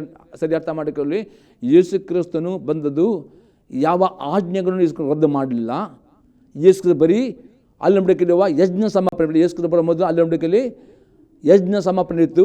ಆ ಯಜ್ಞ ಸಮಾಪನೆ ಯೇಸು ತಾನೇ ಕೊಟ್ಟ ನಿಮಿತ್ತವಾಗಿ ಇವತ್ತು ಹೊಸ ನಂಬಿಕೆ ನಮಗೆ ಪಾಪ ಪರಿಹಾರಕ್ಕೆ ಪದೇ ಪದೇ ಯಜ್ಞ ಕೊಡಲಿಕ್ಕಿಲ್ಲ. ಯಜ್ಞ ಸಮಾಪನೆ ನಿಂತು ಹೋಯಿತು ಅಲ್ಲಂಬಡಿಕೆಯಲ್ಲಿ. ಮತ್ತು 2ನೇ ಸಂಗತಿ ಅಲ್ಲಂಬಡಿಕೆಯಲ್ಲಿ ಶುದ್ಧೀಕರಣ, ಅನೇಕ ರೀತಿಯ ಶುದ್ಧೀಕರಣ ಅದು ನಿಂತು ಹೋಯಿತು. ಯೇಸು ರಕ್ತ ನಮ್ಮನ್ನು ಎಲ್ಲ ರೀತಿ ಶುದ್ಧೀಕರಣ ಮಾಡ್ತಾಯಿದೆ. ಮತ್ತು ಯಾವುದೇ ಆಜ್ಞೆಗಳನ್ನು ಯೇಸು ರದ್ದು ಮಾಡಲಿಲ್ಲ, ಎಲ್ಲ ಆಜ್ಞೆಗಳನ್ನು ಪೂರ್ಣ ಮಾಡಿದ್ದಾನೆ ಎಂಬುದಾಗಿ ಮತ್ತೆ ಬರೋ ಸುವಾರ್ತೆ 5ನೇ ಅಧ್ಯಾಯದಲ್ಲಿ 17ರಿಂದ 19ನೇ ವಾಕ್ಯದಲ್ಲಿ ಬರೆಯಲ್ಪಟ್ಟಿದೆ. ಹಾಗಾದಲ್ಲಿ ಯಾಕೋಬ ಹೇಳ್ತಾನೆ, ದೇವರ ಆಜ್ಞೆಗಳಲ್ಲಿ ಯಾವುದಾದ್ರೂ ಒಂದು ಆಜ್ಞೆ ಒಬ್ಬನು ಮೀರಿ ನಡೆಯುತ್ತಾನೆ, ಆಗ ಇಡೀ ಧರ್ಮಶಾಸ್ತ್ರವು ಅವನಿಗೆ ಅಪರಾಧಿ ಎಂದು ತೀರ್ಪು ಕೊಡುತ್ತದೆ ಎಂಬುದೇ ಯಾಕೋಬ ದೇವರು ಕೊಟ್ಟ ದಶಾಜ್ಞೆ. ಅದಕ್ಕೆ ಇನ್ನು ಅನೇಕ ಆಜ್ಞೆ ಎಕ್ಸ್ಟ್ರಾ ಕೊಟ್ಟಿದ್ದಾರೆ. ಎಕ್ಸಾಂಪಲ್ ಅಲ್ಲೊಂದು ವ್ಯಭಿಚಾರ ಮಾಡಬಾರ್ದು ಒಂದು ಆಜ್ಞೆ ಇತ್ತು. ಹೊಸ ನಂಬಿಕೆಯಲ್ಲಿ ಒಬ್ಬ ಸ್ತ್ರೀ ಅಥವಾ ಒಬ್ಬ ಪುರುಷನು ಒಂದು ಸ್ತ್ರೀಯನ್ನು ಅಥವಾ ಒಂದು ಪುರುಷನು ಕೆಟ್ಟ ರೀತಿ ನೋಡಿದರೆ ಅವನ ಮನಸ್ಸಲ್ಲಿ ವ್ಯಭಿಚಾರ ಮಾಡ್ತಾನೆ, ಕಣ್ಣಿನಲ್ಲಿ ವ್ಯಭಿಚಾರ ಮಾಡ್ತಾನೆ, ಕೈಯಲ್ಲಿ ವ್ಯಭಿಚಾರ ಮಾಡ್ತಾನೆ. ಈ ರೀತಿ ವ್ಯಭಿಚಾರ 3 ಆಜ್ಞೆ ಎಕ್ಸ್ಟ್ರಾ ಕೊಟ್ಟಿದ್ದಾನೆ. ಹಾಗಾದರೆ ಹೊಸ ನಂಬಿಕೆಯಲ್ಲಿ ಆಜ್ಞೆ ಕಡಿಮೆ ಮಾಡಿ ಜಾಸ್ತಿ ಕೊಟ್ಟಿದ್ದಾನೆ. ಆದರೆ ಆ ಆಜ್ಞೆಯಲ್ಲಿ ಒಂದು ಆಜ್ಞೆ ಒಬ್ಬನು ಅವಿಧನಾಗುವುದರೆ ದೇವರ ದೃಷ್ಟಿಯಲ್ಲಿ ಅಪರಾಧಿ ಆಗ್ತಾನೆ, ಧರ್ಮವನ್ನು ಅಪರಾಧಿ ಎಂದು ತೀರ್ಪು ಅಲ್ಲಿ ಯಾಕೋಬನಲ್ಲಿ ಹೇಳ್ತಾನೆ. 10ನೇ ವಾಕ್ಯದಲ್ಲಿ 11ನೇ ವಾಕ್ಯದಲ್ಲಿ ನೋಡೋಣ, ವ್ಯಭಿಚಾರ ಮಾಡಬಾರ್ದೆಂದು ಹೇಳಿದವನೇ ನರಹತ್ಯೆ ಮಾಡಬಾರ್ದೆಂತಲೂ ಹೇಳಿದನು. ಆದ ಕಾರಣ ನೀನು ವ್ಯಭಿಚಾರ ಮಾಡದೇ ಇದ್ದರೂ ನರಹತ್ಯೆ ಮಾಡಿದರೆ ಧರ್ಮ ಪ್ರಮಾಣವನ್ನು ಮೀರಿದವನಾದಿ. ಇಲ್ಲಿ ಯಾಕೋಬ ನೀನು 10 ಆಜ್ಞೆಯಲ್ಲಿ 9 ಆಜ್ಞೆ ಕೈಕೊಂಡು ನಡೆದು ಒಂದು ಆಜ್ಞೆ ನೀನು ಮೀರಿದೆ ಎಲ್ಲದರಲ್ಲಿ ಮೀರಿದವನಾಗಿದೆ ಎಂಬುದಾಗಿ ಧರ್ಮಶಾಸ್ತ್ರ ತೀರ್ಪು ಕೊಡ್ತದೆ ಯಾಕೋಬನು ಹೇಳ್ತಾನೆ. 12ನೇ ವಾಕ್ಯ, ನೀವು ಬಿಡುಗಡೆಯನ್ನುಂಟು ಮಾಡುವ ಧರ್ಮ ಪ್ರಕಾರ ತೀರ್ಮಾನವನ್ನು ಹೊಂದತಕ್ಕವರೆಂದು ಮಾತನಾಡಿ ನಡೆಯಿರಿ. ಹಾಗಾದರೆ ಅಲ್ಲಿ ಯಾಕೆ ಹೇಳ್ತಾನೆ, ನಿಮಗೆ ಪರಿಪೂರ್ಣ ಬಿಡುಗಡೆ ಬೇಕು, ಆಶೀರ್ವಾದ ಬೇಕು. ಇಲ್ಲಿ ಯಾಕೆ ಹೇಳ್ತಾನೆ, ದೇವರ ಧರ್ಮ ಪ್ರಮಾಣ ಪ್ರಕಾರ ನಡೆಯುವವರು ಮಾತನಾಡುವ ಆಗಬೇಕಂದಲ್ಲಿ ಯಾಕೋಬನು ಹೇಳ್ತಾನೆ. ಮತ್ತು 13ನೇ ವಾಕ್ಯ, ಕರುಣೆ ತೋರಿಸದೇ ಇರುವವನಿಗೆ ನಾನೇ ತೀರ್ಮಾನ ಕರುಣೆ ತೋರಿಸಲ್ಪಡುವುದಿಲ್ಲ. ಇಲ್ಲಿ ಯಾಕೋಬ ಹೇಳ್ತಾನೆ, ಈ ಯಾಕೋಬನ ಪತ್ರಿಕೆಯಲ್ಲಿ ಅಲ್ಲಿ ಇರುವ ವಿಶ್ವಾಸಿಗಳು ಅಥವಾ ಅಲ್ಲಿರುವ ಸಭೆಯಲ್ಲಿ ಅದು ಬಡ ಸಹೋದರಿ ಅವರ ಕರುಣೆ ತೋರಿಸಿದ ನಿಮಿತ್ತವಾಗಿ ದೇವರ ನ್ಯಾಯ ತೀರ್ಪು ಬರುವಾಗ ಅವರಿಗೆ ಕರುಣೆ ಸಿಗಲಿಲ್ಲ. ಅದರ್ಥ ಆಯ್ತಲ್ಲ ಪ್ರಿಯರೇ, ದೇವರಲ್ಲಿ ಅನ್ಯಾಯ ಎಂದಿಗೂ ಇಲ್ಲವಿಲ್ಲ. ದೇವರ ದಯ ಸಿಗಬೇಕಾದ್ರೆ ಏನು ಮಾಡಬೇಕು, ದೇವರ ಪ್ರತಿಯೊಂದು ಆಜ್ಞೆಗಳ ಕೈಕೊಂಡು ನಡೆಯುತ್ತಾರೋ ಅವರ ಮೇಲೆ ದೇವರ ಪರಿಪೂರ್ಣ ದಯೆ, ಆತನ ಆಶೀರ್ವಾದ, ಆತನ ಶುಭವು ಕೃಪೆಯು ಅವನು ದಿನವಿಡೀ ಅನುಭವ ಮಾಡುತ್ತಾನೆ. ಅದು ಒಂದು ಆಜ್ಞೆ ಅವಿದೆನಾದರೂ ಸಹ ಅವನ ಮೇಲೆ ದೇವರ ನ್ಯಾಯ ತೀರ್ಪು ಬರ್ತದೆ, ಕೋಪ ಬರ್ತದೆ ಎಂಬುದೇ ದೇವರ ವಾಕ್ಯ ಅತಿ ಸ್ಪಷ್ಟ ಇರ್ತದೆ. ಅದಕ್ಕೆ ಕರುಣೆಯು ನಾನು ತೀರ್ಮಾನ ಎಗ್ಗುತ್ತದೆ ಹೇಳಿದೆ. ಒಂದು ವೇಳೆ ಆ ಸಭೆಯವರು ಅಥವಾ ಆ ವಿಶ್ವಾಸಿಗಳು, ಆ ಸಭೆಯ ವಿಶ್ವಾಸಿಗಳು ಆ ಒಂದು ಬಡವರ ಕರುಣೆ ತೋರಿಸಿದರೆ ಅವರ ಮೇಲೆ ನ್ಯಾಯ ಬರುತ್ತಿರಲಿಲ್ಲ. ಹಾಗಾದರೆ ಇವತ್ತು ಪ್ರಿಯ ನಿಮ್ಮ ಜೀವಿತವನ್ನು ಪರೀಕ್ಷಿಸಿರಿ. ಇವತ್ತು ಅನೇಕರು ಕಷ್ಟ ಬಂದ ಕೂಡಲೇ, ರೋಗ ಬಂದ ಕೂಡಲೇ, ಏನಾದರೂ ಆದ ಕೂಡಲೇ, ಇಮಿಡಿಯೇಟ್ ಕೂಡಲೇ ನಾನು ನಾನು ಇಷ್ಟು ನಿನ್ನ ಪ್ರೀತಿಸಿದ್ದೇನೆ, ಇಷ್ಟು ನಾನು ನಿನ್ನನ್ನು ನಂಬಿಕೆ, ಯಾಕೆ ಅಂದರೆ ದೇವರನ್ನೇ ಗುಣಗುಟ್ಟುವವರು ಅನೇಕರು ಇದ್ದಾರೆ ದೇವರು ತೋರಿಸ್ತಾನೆ. ಇವತ್ತು ದೇವರ ನನಗೆ ಮಾತನಾಡ್ತಾನೆ ಪ್ರಿಯರೇ. ಇವತ್ತು ಯೋಬನ ಸಹ ಯೋಬನಲ್ಲಿ ಕಷ್ಟ ಬಂತು. ಯೋಬನ ಅತಿ ಸುಂದರವಾದ ಗಂಡು ಮಕ್ಕಳು, ಸುಂದರ ಹೆಣ್ಣು ಮಕ್ಕಳು ಇದ್ದರು. ಒಂದೇ ದಿನ ಕಳೆದುಕೊಂಡನು ಪ್ರಿಯರೇ. ಒಂದೇ ದಿನದಲ್ಲಿ ಒಳ್ಳೊಳ್ಳೆ ಬಂಗ್ಲೆಗಳಿತ್ತು, ಅವನಿಗೆ ಎಲ್ಲ ಕುಸಿದೋಯ್ತು. ಪ್ರೀತಿ ಮಾಡುವ ಹೆಂಡತಿ ಸಹ ಲಾಸ್ಟ್ ಅವನನ್ನು ಬಿಟ್ಟು ಹೋದಳು. ಲಾಸ್ಟ್ ಅವನೊಬ್ಬನೇ ಉಳಿದನು. ಲಾಸ್ಟ್ ಅವನಿಗೆ ಕಾಯಿಲೆ ಬಂತು, ಊಟ ಮಾಡಲಿಕ್ಕೆ ಆಗುವುದಿಲ್ಲ. ಅಂಥ ಒಂದು ಪರಿಸ್ಥಿತಿಯಲ್ಲಿ ಅವನಿದ್ದನು. ಅವನು ದೇವರಿಗೆ ಗುಣಗುಡ್ತಾ ಇದ್ದನು, ದೇವರೇ ನಾನು ನೀತಿವಂತ, ನಾನು ಪರಿಶುದ್ಧನು, ಯಾಕೆ ನನಗೆ ಶಿಕ್ಷೆ ಬಂತು. ಆಗ ಎಲ್ಲಿ ಎಂಬ ಪ್ರವಾದಿ ಹೇಳ್ತಾನೆ, ಯೋಬನ ಪುಸ್ತಕ 34 ಹೇಳ್ತಾನೆ, ಈಗ ಈ ರೋಮ ಪತ್ರಿಕೆ ಅವನು ಅಲ್ಲಿ ಎಲ್ಲಿ ಹೇಳ್ತಾನೆ, ದೇವರು ಅನ್ಯಾಯ ಮಾಡ್ತಾನೋ ಎಂದಿಗೂ ಪ್ರೇರೆ ದೇವರಲ್ಲಿ ಅನ್ಯಾಯ ಎಂಬುದಿಲ್ಲ. ದೇವರು ನೀತಿ ಸ್ವರೂಪನು, ದೇವರು ಕರುಣಾಳು, ಪ್ರೀತಿ ಸ್ವರೂಪನು, ಕೃಪಾಪೂರ್ಣನು, ಪಾಪಗಳನ್ನು ಶ್ರಮಿಸುವವನು, ಅದೇ ಪಾಪಿಗಳನ್ನು ಶಿಕ್ಷಿಸುವವನು ಆಗಿದ್ದಾನೆ. ಅದು ಅಲ್ಲಿ ಅಪೊಸ್ತಲನು ಹೇಳ್ತಾನೆ, ದೇವರ ದಯೆ ಸಿಗಬೇಕಾ ಇಷ್ಟೇ, ನಿಮ್ಮ ಪಾಪಕ್ಕೆ ಪಶ್ಚಾತ್ತಾಪ ಪಡಬೇಕು, ನೀವು ಪಾಪದ ಒಪ್ಪಿಕೊಳ್ಳಬೇಕು. ಹೌದು ದೇವ, ನಿನ್ನ ಆಜ್ಞೆಯಲ್ಲಿ ನಾನು ಈ ಆಜ್ಞೆ ಯಾವುದೇ ಆಜ್ಞೆಯನ್ನು ಮೀರಿದಿರೋ ದೇವ, ನಾನು ನಿನ್ನ ಆಜ್ಞೆ ನಾನು ಮೀರಿದ್ದೇನೆ, ನನ್ನ ಶ್ರಮಿಸು, ತೊಂದರೆ ಇಲ್ಲ. ಅನೇಕ ವಿಶ್ವಾಸ ಪ್ರಿಯತೆ ಹೇಳ್ತಾರೆ, ಕೃಪೆ ಉಂಟು, ನಮಗೆ ಎಲ್ಲ ಆಜ್ಞೆ ಕೈಕೊಂಡು ನಡಲಿಕ್ಕೆ ಸಾಧ್ಯವಾಗುವುದಿಲ್ಲ, ತೊಂದರೆ ನಮ್ದು ಇಲ್ಲ ಪ್ರಿಯ. ಎಂದಿಗೂ ಹೊಸ ನಂಬಿಕೆಯಲ್ಲಿ ನಾನು ಮಾಡುವಾಗ ಎಲ್ಲಿಯೂ ಇಲ್ಲ ಕೃಪೆ. ಇಲ್ಲಿ ನಮಗೆ ಆಜ್ಞೆ ಅವಿಧರಾಗಬಹುದೆಂದು ಎಲ್ಲಿಯೂ ಕೃಪೆ ಇಲ್ಲ. ಕೃಪೆ ಹೇಳ್ತದೆ, ದೇವರ ಆಜ್ಞೆ ನಾವು ವಿಧರಾಗಬೇಕು ಎಂಬುದು ದೇವರನ್ನು ಕೃಪೆ ಕೊಟ್ಟಿದ್ದಾನೆ. ಮತ್ತು ರೋಮಾಪುರದವರಿಗೆ ಬರೆದ ಪತ್ರಿಕೆಯಲ್ಲಿ 8ನೇ ಅಧ್ಯಾಯದಲ್ಲಿ 4ನೇ ವಾಕ್ಯದ ಅಪೊಸ್ತಲ ಪೌಲನು ಹೇಳ್ತಾನೆ, ಯೇಸು ಕ್ರಿಸ್ತ ನಂಬಿಕಿಟ್ಟವರಿಗೆ ದೇವರು ತನ್ನ ಕೃಪೆಯಿಂದ ಪವಿತ್ರಾತ್ಮ ಕೊಡುತ್ತಾನೆ. ಆ ಪವಿತ್ರಾತ್ಮನು ನಮಗೆ ಸಹಾಯ ಮಾಡ್ತಾನೆ ಎಲ್ಲ ಆಜ್ಞೆಗಳನ್ನು ಕೈಕೊಂಡು ನಡೆಯುವುದಕ್ಕೆ. ಆಮೇಲೆ ಹಾಗಾದರೆ ನೀವು ಎಂದಿಗೂ ಹೇಳಬಾರದು, ಅದು ಪವಿತ್ರಾತ್ಮನ ಕೊಟ್ಟಿದ್ದಾನೆ, ಅದು ಕೃಪೆಯಾಗಿದೆ. ಪವಿತ್ರಾತ್ಮನಲ್ಲಿ ನಂಬಿಕೆ ಇಡುವವರು, ಪವಿತ್ರಾತ್ಮನ ವಿಧೇಯರಾಗುವವರಿಗೆ ಎಲ್ಲ ಆಜ್ಞೆಗಳನ್ನು ನಡಲಿಕ್ಕೆ ಸಾಧ್ಯ ಉಂಟು. ಇದು ದೇವರ ಕೃಪೆ ಆಗಿದೆ. ಅಲ್ಲಿ ನಂಬಿಕೆಯಲ್ಲಿ ಪ್ರೇರೆ ಅವರವರಿಗೆ ಪವಿತ್ರ ವಾಸ ಮಾಡುತ್ತಿರಲಿಲ್ಲ, ಅವರಿಗೆ ಧರ್ಮಶಾಸ್ತ್ರ ಒಂದು ಭಾರವಾಗಿದ್ದು. ಅದು ಹೊಸ ನಂಬಿಕೆಯಲ್ಲಿ ಅಪೊಸ್ತಲ ಯೋಹನ ಹೇಳ್ತಾನೆ, 1 ಯೋಹನ ಪತ್ರಿಕೆ 5ನೇ 3ನೇ ವಾಕ್ಯದಲ್ಲಿ ಈಗ ಹೇಳ್ತಾನೆ, ದೇವರ ಮೇಲಿನ ಪ್ರೀತಿ ಏನೆಂದರೆ ಆತನ ಆಜ್ಞೆಗೆ ನಡೆಯುವುದೇ, ಆತನ ಆಜ್ಞೆ ಭಾರವಾದ. ಹೊಸ ನಂಬಿಕೆಯಲ್ಲಿ ಎಂದಿಗೂ ದೇವರು ಭಾರವಾದ ಆಜ್ಞೆ ಕೊಡಲೆಂಬುದಾಗಿ ದೇವರ ವಾಕ್ಯ ಇರ್ತದೆ. ಅದಕ್ಕೆ ದೇವರ ಆತ್ಮನು ನಂಬಿಕೆ ಮುಖಾಂತರ ದೇವರ ಆತ್ಮ ಹೊಂದಿಕೊಳ್ತೀರಿ. ಆ ದೇವರ ಆತ್ಮನಲ್ಲಿ ನಂಬಿಕೆಟ್ಟವರು, ಆ ದೇವರ ಆತ್ಮನನ್ನು ಪ್ರೀತಿಸಲು ಆತ್ಮ ವಿಧೇಯರಾದವರಿಗೆ ದೇವರ ಎಲ್ಲ ಆಜ್ಞೆಗಳಿಗೆ ಸಹಾಯ ಮಾಡುತ್ತಾನೆ. ಇದು ನೀವು ನಂಬಿದರೆ ನಿಮಗೆ ಎಲ್ಲ ಆಜ್ಞೆಗಳನ್ನು ನಡೀಲಿಕ್ಕೆ ಯಾವ ನೀವು ಕಠಿಣವಾಗೋದಿಲ್ಲ, ಮತ್ತು ನಿಮ್ಮ ಮೇಲೆ ದೇವರ ದಯೆ ಯಾವಾಗಲೂ ಇರ್ತದೆ. ಆದರೆ ಒಂದು ವೇಳೆ ನೀವು ದೇವರ ವಾಕ್ಯ ಸರಿಯಾಗಿ ಅರ್ಥ ಮಾಡದೆ ದುರ್ಬೋಧನೆ ಕಿವಿಗೊಟ್ಟು ಕೃಪೆ ಉಂಟು, ನನಗೆ ಎಲ್ಲ ಆಜ್ಞೆಗಳನ್ನು ನಡೆಯಲಿಕ್ಕೆ ಸಾಧ್ಯವಿಲ್ಲ ಎಂದು ಹೇಳಿದರೆ, ದೇವರ ದಯೆ ನೀವು ಅನುಭವ ಮಾಡಿದೆ, ಯಾವ ದೇವರ ಕೋಪ ಅನುಭವ ಮಾಡಿದೆ. ಯಾಕಂದರೆ ದೇವರಿಗೆ ಅನ್ಯಾಯ ಎಂಬುದಿಲ್ಲ, ಅದೇ ಸೃಷ್ಟದೆ ದೇವರು ಅನ್ಯಾಯ ಮಾಡಲ್ಲ. ಈ ಸಭೆಯವರು ಆ ಬಡ ಸಹೋದರನಿಗೆ ಪಕ್ಷಪಾತ ತೋರಿಸಿದ ನಿಮಿತ್ತಾಗಿ ದೇವರ ನ್ಯಾಯ ಬಂತು. ಅದಕ್ಕೆ ಅಲ್ಲಿ ಯಾಕೆ ಬರ್ತದೆ, ನೀವು ಎಲ್ಲ ಆಜ್ಞೆಗೊಂಡು ಒಂದು ಆಜ್ಞೆಯನ್ನು ತಪ್ಪಿದ್ದೀರಿ, ನೀವು ಅವನಿಗೆ ಕರುಣೆ ತೋರಿಸಿದರೆ ನಿಮಗೆ ನ್ಯಾಯ ಬರ್ತಿರಲಿಲ್ಲ. ಕರುಣೆ ಆಗಿದೆ, ಇವತ್ತು ನಿಮಗೆ ದೇವರ ಕರುಣೆ ಬೇಕಾ, ಎಲ್ಲ ಆಜ್ಞೆಗಳಲ್ಲಿ ಕೈಕೊಂಡು ನಡೀರಿ, ನಿಮಗೆ ಸಾಧ್ಯ ಉಂಟು. ದೇವರ ಆತ್ಮ ನಿಮಗೆ ಕೊಟ್ಟಿದ್ದಾನೆ. ಪ್ರಾರ್ಥನೆ ಮಾಡುವುದಾದರೆ ದೇವರ ಆತ್ಮನ ತುಂಬಲ್ಪಡ್ತೀರಿ, ಮತ್ತು ದೇವರ ಆತ್ಮನಿಗೆ ವಿಧೇಯರಾಗುವಾಗ ನಿಮಗೆ ದೇವರ ಅತಿ ಸುಲಭವಾಗಿ ಎಲ್ಲ ಆಜ್ಞೆಗಳನ್ನು ನಡೀಲಿ ಸಾಧ್ಯವಾಗ್ತದೆ. ನಮಗೆಲ್ಲ ಸಮಯ ದೇವರ ದಯೆ ಅದನ್ನ ಆಶೀರ್ವದಿಸುವ ನಿಮ್ಮ ಮೇಲೆ ಇರುತ್ತದೆ ಪ್ರೇರೆ. ಈಗ 2ನೇ ಸಂಗತಿ ನೋಡ್ತೇವೆ, ದೇವರ ದಯೆ ಸಿಗಬೇಕಾದ್ರೆ ಮನಪೂರ್ವಕವಾಗಿ ಆತನ್ನು ಹುಡುಕುವವರು ಆಗಬೇಕು. ಧರ್ಮೋಪದೇಶಕನ ಪುಸ್ತಕ 4ನೇ ಅಧ್ಯಾಯದಲ್ಲಿ 29ರಿಂದ 31ನೇ ವಾಕ್ಯ. ಅಲ್ಲಿಂದಲಾದರೂ ನೀವು ಸಂಪೂರ್ಣ ಹೃದಯದಿಂದಲೂ ಮನಸ್ಸಿನಿಂದಲೂ ನಿಮ್ಮ ದೇವರಾದ ಯೆಹೋವನನ್ನು ಹುಡುಕಿದರೆ ಆತ ನಿಮಗೆ ಸಿಕ್ಕುವನು. ಮೇಲಿದೆಲ್ಲ ಕಷ್ಟಗಳು ನಿಮಗೆ ಸಂಭವಿಸಿ ನೀವು ಸಂಕಟದಲ್ಲಿರುವಾಗ ಅಂತ್ಯದಲ್ಲಿ ನೀವು ಆತನ ಕಡೆಗೆ ತಿರುಗಿಕೊಂಡು ಆತನ ಮಾತಿಗೆ ಕಿವಿಗೊಡುವಿರಿ. ಇಲ್ಲಿ ನೋಡ್ತೀವಿ, ದೇವರು ಅಲ್ಲೊಂಬಡಿಕೆಯಲ್ಲಿ ತನ್ನ ಸೇವಕನ ಮೋಶೆಯ ಮುಖಾಂತರವಾಗಿ ಇದು ದಸಾಜ್ಞೆ ಕೊಟ್ಟನು. ಅದರಲ್ಲಿ ಆತನು ಹೇಳಿದನು, ವಿಗ್ರಹಾರ್ಚನೆ ಮಾಡಬಾರದು. ಈ ದಸರಾ ಹೊಂದಿದ ನಂತರ ಇಸ್ರಾಯೇಲರು ವಿಗ್ರಹಾರ್ಚನೆ ಮಾಡಿದರು. ಆ ವಿಗ್ರಹಣೆ ಮಾಡಿದ ನಿಮಿತ್ತ ಅವರಿಗೆ ಕಷ್ಟಗಳು ಬಂತು. ಇಲ್ಲದೆ ಆ ಕಷ್ಟಗಳು ಇವತ್ತು ನೀವು ದೇವರ ಆಜ್ಞೆ, ಯಾವುದೇ ಒಂದು ಆಜ್ಞೆ ಪ್ರೇರೆ ಸಣ್ಣದಾಗಲಿ ದೊಡ್ಡದಾಗಲಿ ಅವಿದಾಗ್ತಿರಿ, ಇಮಿಡಿಯೇಟ್ಲಿ ನಿಮಗೆ ಕಷ್ಟಗಳು ಬಂದೇ ಬರ್ತವೆ, ನಾಯ್ತು ಬಂದೇ ಬರುತ್ತದೆ, ಶಿಕ್ಷೆಗಳು ಬರುತ್ತವೆ, ಸೋದನೆಗಳು ಬರ್ತವೆ, ಕಷ್ಟಗಳು ಬರ್ತವೆ, ಸಹಿತ ಮೇಲೆ ಅಟ್ಯಾಕ್ ಮಾಡಿ ಬಂದೇ ಬರುತ್ತದೆ. ಯಾಕೆ ದೇವರ ವಾಕ್ಯ ಸ್ಪಷ್ಟವಾಗಿದೆ. ಆಗ ಕಷ್ಟದಲ್ಲಿ ಬೀಳುವಾಗ ಇಲ್ಲಿ ಇದನ್ನು ಏನು ಮಾಡಿದರು, ಅವರು ದೇವರ ಸನ್ನಿಧಾನಕ್ಕೆ ಬಂದು ದೇವರ ವಾಕ್ಯ ನಮ್ಮನ್ನು ಹುಡುಕುವಾಗ ಅವರಿಗೆ ಗೊತ್ತಾಯಿತು, ನಾವು ವಿಗ್ರಹಾರ್ಚನೆ ಮಾಡಬಾರ್ದಿತ್ತು, ನಾವು ಮಾಡಿದ ನಿಮಿತ್ತ ಕಷ್ಟ ಬಂದ ಎಂದು ಅವರು ಒಪ್ಪಿಕೊಂಡು ದೇವರ ವಾಕ್ಯಕ್ಕೆ ವಿಧೇಯರಾಗಿ ತಮ್ಮನ್ನು ಒಪ್ಪಿಸಿಕೊಡುವಾಗ 30ನೇ ವಾಕ್ಯ ಇರ್ತದೆ, ನಿಮ್ಮದರ ಯೆಹೋವನು ಕನಿಕರವುಳ್ಳ ದೇವರಾದ್ದರಿಂದ ಆತ ನಿಮ್ಮನ್ನು ಅಲಕ್ಷ್ಯ ಮಾಡುವುದಿಲ್ಲ.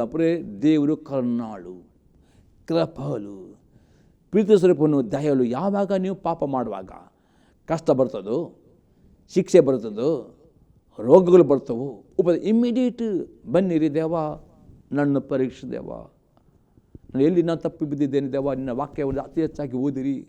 ಉಪವಾಸ ಮಾಡಿ ಬಂದಿರಿ, ಸಭೆಗೆ ಬಂದಿರಿ, ಉಪವಾಸ ಪಡೆದು ಬಂದಿರಿ, ಸಭೆಯಲ್ಲಿ ಬಂದು ದೇವ ನನ್ನ ಪರೀಕ್ಷಿಸು. ಇವತ್ತಿನ ಸೇವಕರು ಕೊಡೋ ಸಂದೇಶದ ಮುಖಾಂತರ ಈ ಟಿ ವಿ ಮತ್ತು ಮುಖ ಮಾತನಾಡು ಪ್ರೇ ನೀವು ಕೇಳಿ ದೇವರ ಮಾತನಾಡ್ತಾನೆ. ಹೌದು ದೇವ, ನಾನು ಈ ಪಾಪ ಮಾಡಿದ್ದೇನೆ, ಇನ್ನು ಆಜ್ಞೆ ನಾನು ಶ್ರಮಿಸು ದೇವ, ನಾನು ಒಪ್ಪಿಕೊಳ್ಳುತ್ತೇನೆ, ಇನ್ನು ಮುಂದೆ ನಾನು ಈ ಪಾಪ ಮಾಡುವುದಿಲ್ಲ, ನಿನ್ನ ಆಜ್ಞೆ ವಿಧನಾಗ್ತೇನೆ ದೇವರ ಮುಂದೆ ಪ್ರತಿಜ್ಞೆ ಮಾಡಿ ಒಪ್ಪಿಸ್ಕೊಡಿ. 100% ದೇವರು ನಿಮ್ಮ ಮೇಲೆ ಕನ್ನಿಕರ ತೋರಿಸ್ತಾನೆ. ಆತ ನಿಮ್ಮನ್ನು ಅಲಕ್ಷ್ಯ ಮಾಡೋದಿಲ್ಲ, ನಾಶನೇ ಆಗಲಿಕ್ಕೆ ಬಿಡುವುದಿಲ್ಲ, ನರಕಕ್ಕೆ ಹೋಗಲಿ ಬಿಡುವುದಿಲ್ಲ, ನಾಶವಾಗಲಿ ಬಿಡುವುದಿಲ್ಲ. ತಾನು ನಿಮ್ಮ ಪಿತೃಗಳ ಸಂಗಡ ಪ್ರಮಾಣಪೂರ್ವಕವಾಗಿ ಮಾಡಿಕೊಂಡು ಒಡಂಬಡಿಕೆಯನ್ನು ಮರೆಯುವುದಿಲ್ಲ.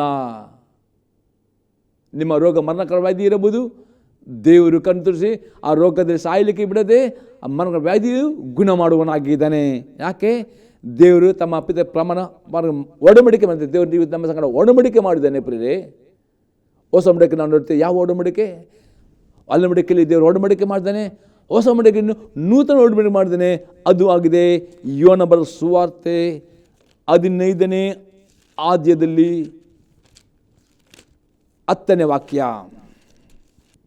ನಾನು ನನ್ನ ತಂದೆಯ ಆಜ್ಞೆಗಳನ್ನು ಕೈಕೊಂಡು ನಡೆದು ಆತನ ಪ್ರೀತಿ ನೆಲೆಗೊಂಡಿರುವ ಮೇರೆಗೆ ನೀವು ನನ್ನ ಆಜ್ಞೆಯನ್ನು ಕೈಕೊಂಡು ನಡೆದರೆ ನನ್ನ ಪ್ರೀತಿಯಲ್ಲಿ ನೆಲೆಗೊಂಡಿರುವಿರಿ. ಇದು ಹೊಸ ಒಡಂಬಡಿಕೆ ಆಗಿದೆ. ದೇವರ ಒಡಂಬಡಿಕೆ ಏನೆಂದರೆ, ನೀವು ಯೇಸು ಕ್ರಿಸ್ತ, ನಾನು ಅಂದರೆ ಯೇಸು ಕ್ರಿಸ್ತ ಭೂಮಿಯಲ್ಲಿ ಇರುವಾಗ ಸಹ ಆ ದೇವರ ಮಗನೂ ಆಗಿದ್ದನು ಸಹ ಆತ ಹೇಳ್ತಾನೆ, ನಾನು ಲೋಕದಲ್ಲಿರುವಾಗ ನನ್ನ ತಂದೆಯನ್ನು ಪ್ರೀತಿ ಮಾಡಿ ತನ್ನ ಆಜ್ಞೆಯನ್ನು ಕೈಕೊಂಡು ನಡೆದು ತನ್ನ ತಂದೆ ಪ್ರೀತಿ ನೆಲೆಗೊಂಡ ಪ್ರಕಾರದಲ್ಲಿ 9ನೇ ವಾಕ್ಯ ಪುನಃ ನಾನು ಓದ್ತೇನೆ. 9 ಮತ್ತು 10ನೇ ವಾಕ್ಯ. ತಂದೆ ನನ್ನನ್ನು ಪ್ರೀತಿಸಿದ ಹಾಗೆ ನಾನು ನಿಮ್ಮನ್ನು ಪ್ರೀತಿಸಿದ್ದೇನೆ, ನನ್ನ ಪ್ರೀತಿ ನೆಲೆಗೊಂಡಿರಿ. ನಾನು ತಂದೆ ಆಜ್ಞೆ ಕೈಕೊಂಡು ನಡೆದು ಆತ ಪ್ರೀತಿ ನೆಲೆಗೊಂಡ ಮೇರೆಗೆ ನಿನ್ನ ಆಜ್ಞೆ ಕೈಕೊಂಡು ನಡೆದು ನನ್ನ ಪ್ರೀತಿ ನೆಲೆಗೊಂಡಿರಿ. ಇಲ್ಲಿ ಯೇಸು ಕ್ರಿಸ್ತ ಹೇಳ್ತಾನೆ, ನಾನು ಸಹ ಭೂಮಿಯಲ್ಲಿರುವಾಗ ಭೂಲೋಕದಲ್ಲಿರುವಾಗ ನನ್ನ ತಂದೆ ಆಜ್ಞೆ ಕೈಕೊಂಡು ನಡೆದು ನನ್ನ ತಂದೆ ಪ್ರೀತಿ ನೆಲೆಗೊಂಡು ಹಾಗೆ ನೀವು ನನ್ನ ಆಜ್ಞೆ ಕೈಕೊಂಡು ನೋಡಿದರೆ ನನ್ನ ಪ್ರೀತಿ ನೆಲೆಗೊಂಡಿರಿ. ದೇವರ ಕರುಣೆ ಬೇಕಾ? ಒಂದೇ ಸೀಕ್ರೆಟ್. ಕಷ್ಟ ಬರುವಾಗ ಗುಣಗುಟ್ಟು ಬಿಡ್ರಿ. ಅಲ್ಲಿ ಜನರು ವಿಗ್ರಹ ಮಾಡೋದು ಕಷ್ಟ ಬಂತು, ಹಾಗೂ ಮರಕರ ಕಾಯಿಲೆ ಬಂತು, ಅವರಿಗೆ ಕೂಡಲೇ ಅವರು ಒಪ್ಪಿಕೊಂಡು ನಾವು ದೇವರ ಆಜ್ಞೆ ಮೀರಿದ್ದೇವೆ ಎಂಬುದು ಒಪ್ಪಿಕೊಂಡರು, ಪಶ್ಚಾತ್ತಾಪಟ್ಟರು. ಇಮಿಡಿಯೇಟ್ ದೇವರು ಆಮೇಲೆ ಕನ್ನಿಕರ ತೋರಿಸ್ತಾನು, ಅವರ ಪಾಪವನ್ನು ಶ್ರಮಿಸಿದನು. ಮತ್ತು ದೇವರಿದೆ ನಾನು ಪಿತರ ಮಾಡಿ ಒಡಂಬಡಿಕೆ ಮಾಡಿದ್ರೆ ಇವತ್ತು ಹೊಸ ಒಡಂಬಡಿಕೆ ದೇವರು ನಮಗೆ ಹೊಸ ಒಡಂಬಡಿಕೆ ಮಾಡಿದ ಯೇಸು ಕ್ರಿಸ್ತನ ಮುಖಾಂತರ. ಏನು ಅಂದರೆ ಯೇಸು ಕ್ರಿಸ್ತನೇ, ನಾನು ಬೂಡಗದಿರುವಾಗ ನನ್ನ ತಂದೆ ಆಜ್ಞೆ ಕೈಕೊಂಡು ನಡೆದು ನನ್ನ ತಂದೆ ಪ್ರೀತಿ ಕೂಡ ಪ್ರಕಾರ ನೀವು ನನ್ನ ಆಜ್ಞೆ ಕೈಕೊಂಡು ನಡೆದರೆ ನನ್ನ ಪ್ರೀತಿ ನೆಲೆಗೊಂಡಿರಿ. ಇವತ್ತು ಯೇಸು ಕ್ರಿಸ್ತನು ಹೇಳ್ತಾನೆ, ಆತ ನಮಗೆ ಹೊಸ ಒಡಂಬಡಿಕೆಯಲ್ಲಿ ತನ್ನ ಹೊಸ ಆಜ್ಞೆಗಳನ್ನು ಕೊಟ್ಟಿದ್ದಾನೆ, ಹೊಸ ಒಡಂಬಡಿಕೆಯನ್ನು ಕೊಟ್ಟಿದ್ದಾನೆ, ಹೊಸ ಉಪದೇಶ ಕೊಟ್ಟಿದ್ದಾನೆ. ಆ ಉಪದೇಶವನ್ನು ಕೈಕೊಂಡು ನಡೆಯುವುದಾದರೆ ನೀವು ಯಾವಾಗಲೂ ದೇವರ ಪ್ರೀತಿ, ಯೇಸು ಕ್ರಿಸ್ತ ಪ್ರೀತಿ ಕರುಣೆ ನಿಮ್ಮ ಮೇಲೆ ಬರುತ್ತದೆ. ಹಾಗಾದರೆ ನೆನಪಿಟ್ಕೊಳ್ಳ್ರಿ, ಯಾವ ಕಷ್ಟ ಬರುವಾಗ, ಸಮಸ್ಯೆ ಬರುವಾಗ ದೇವರಿಗೆ ಗುಣಗುಟ್ಟ ಬಿಡಿರಿ. ದೇವರ ತಪ್ಪು, ದೇವರು ಒಳ್ಳೆಯವನಾಗಿದ್ದಾನೆ. ದೇವರೆಂದಿಗೂ ತನ್ನ ಮಕ್ಕಳಿಗೆ ಕೆಟ್ಟದ್ದನ್ನು, ರೋಗವನ್ನು, ದುರ್ಮರಣವನ್ನು ಎಂದಿಗೂ ಅಪಘಾತ ಮಾಡುವುದಿಲ್ಲ. ದೇವರು ಒಳ್ಳೆಯವನು, ಕನಿಕರವುಳ್ಳವನು, ಪ್ರೀತಿ. ಅದಕ್ಕೋಸ್ಕರ ಆತನ ಒಬ್ಬನೇ ಮಗನ ಕೊಟ್ಟಿದ್ದಾನೆ. ಅದಕ್ಕೆ ಆತನ ಮಗನು ನಮ್ಮ ಪಾಪ ರಕ್ತ ಕೊಟ್ಟಿದ್ದಾನೆ. ಇಷ್ಟೇ ದೇವರು ಪಾಪಿಗಳನ್ನು ಪ್ರೀತಿಸ್ತಾನೆ, ಆದರೆ ಪಾಪಕ್ಕೆ ಶಿಕ್ಷೆ ಕೊಡುವವನು ಆಗಿದ್ದಾನೆ. ಅದಕ್ಕೆ ಪಾಪವೆಂದರೆ ಏನು? ದೇವರ ಆಜ್ಞೆ ಚಿಕ್ಕದಾಗಲಿ ದೊಡ್ಡದಾಗಲಿ ಅದನ್ನು ಮೀರಿ ನಡೆಯುವುದೇ ಪಾಪವಾಗಿದೆ. ಈ ಪಾಪ ಮಾಡಿದರೆ ಆಟೋಮೆಟಿಕ್ ದೇವರ ನ್ಯಾಯ ಬಂದೇ ಬರ್ತದೆ.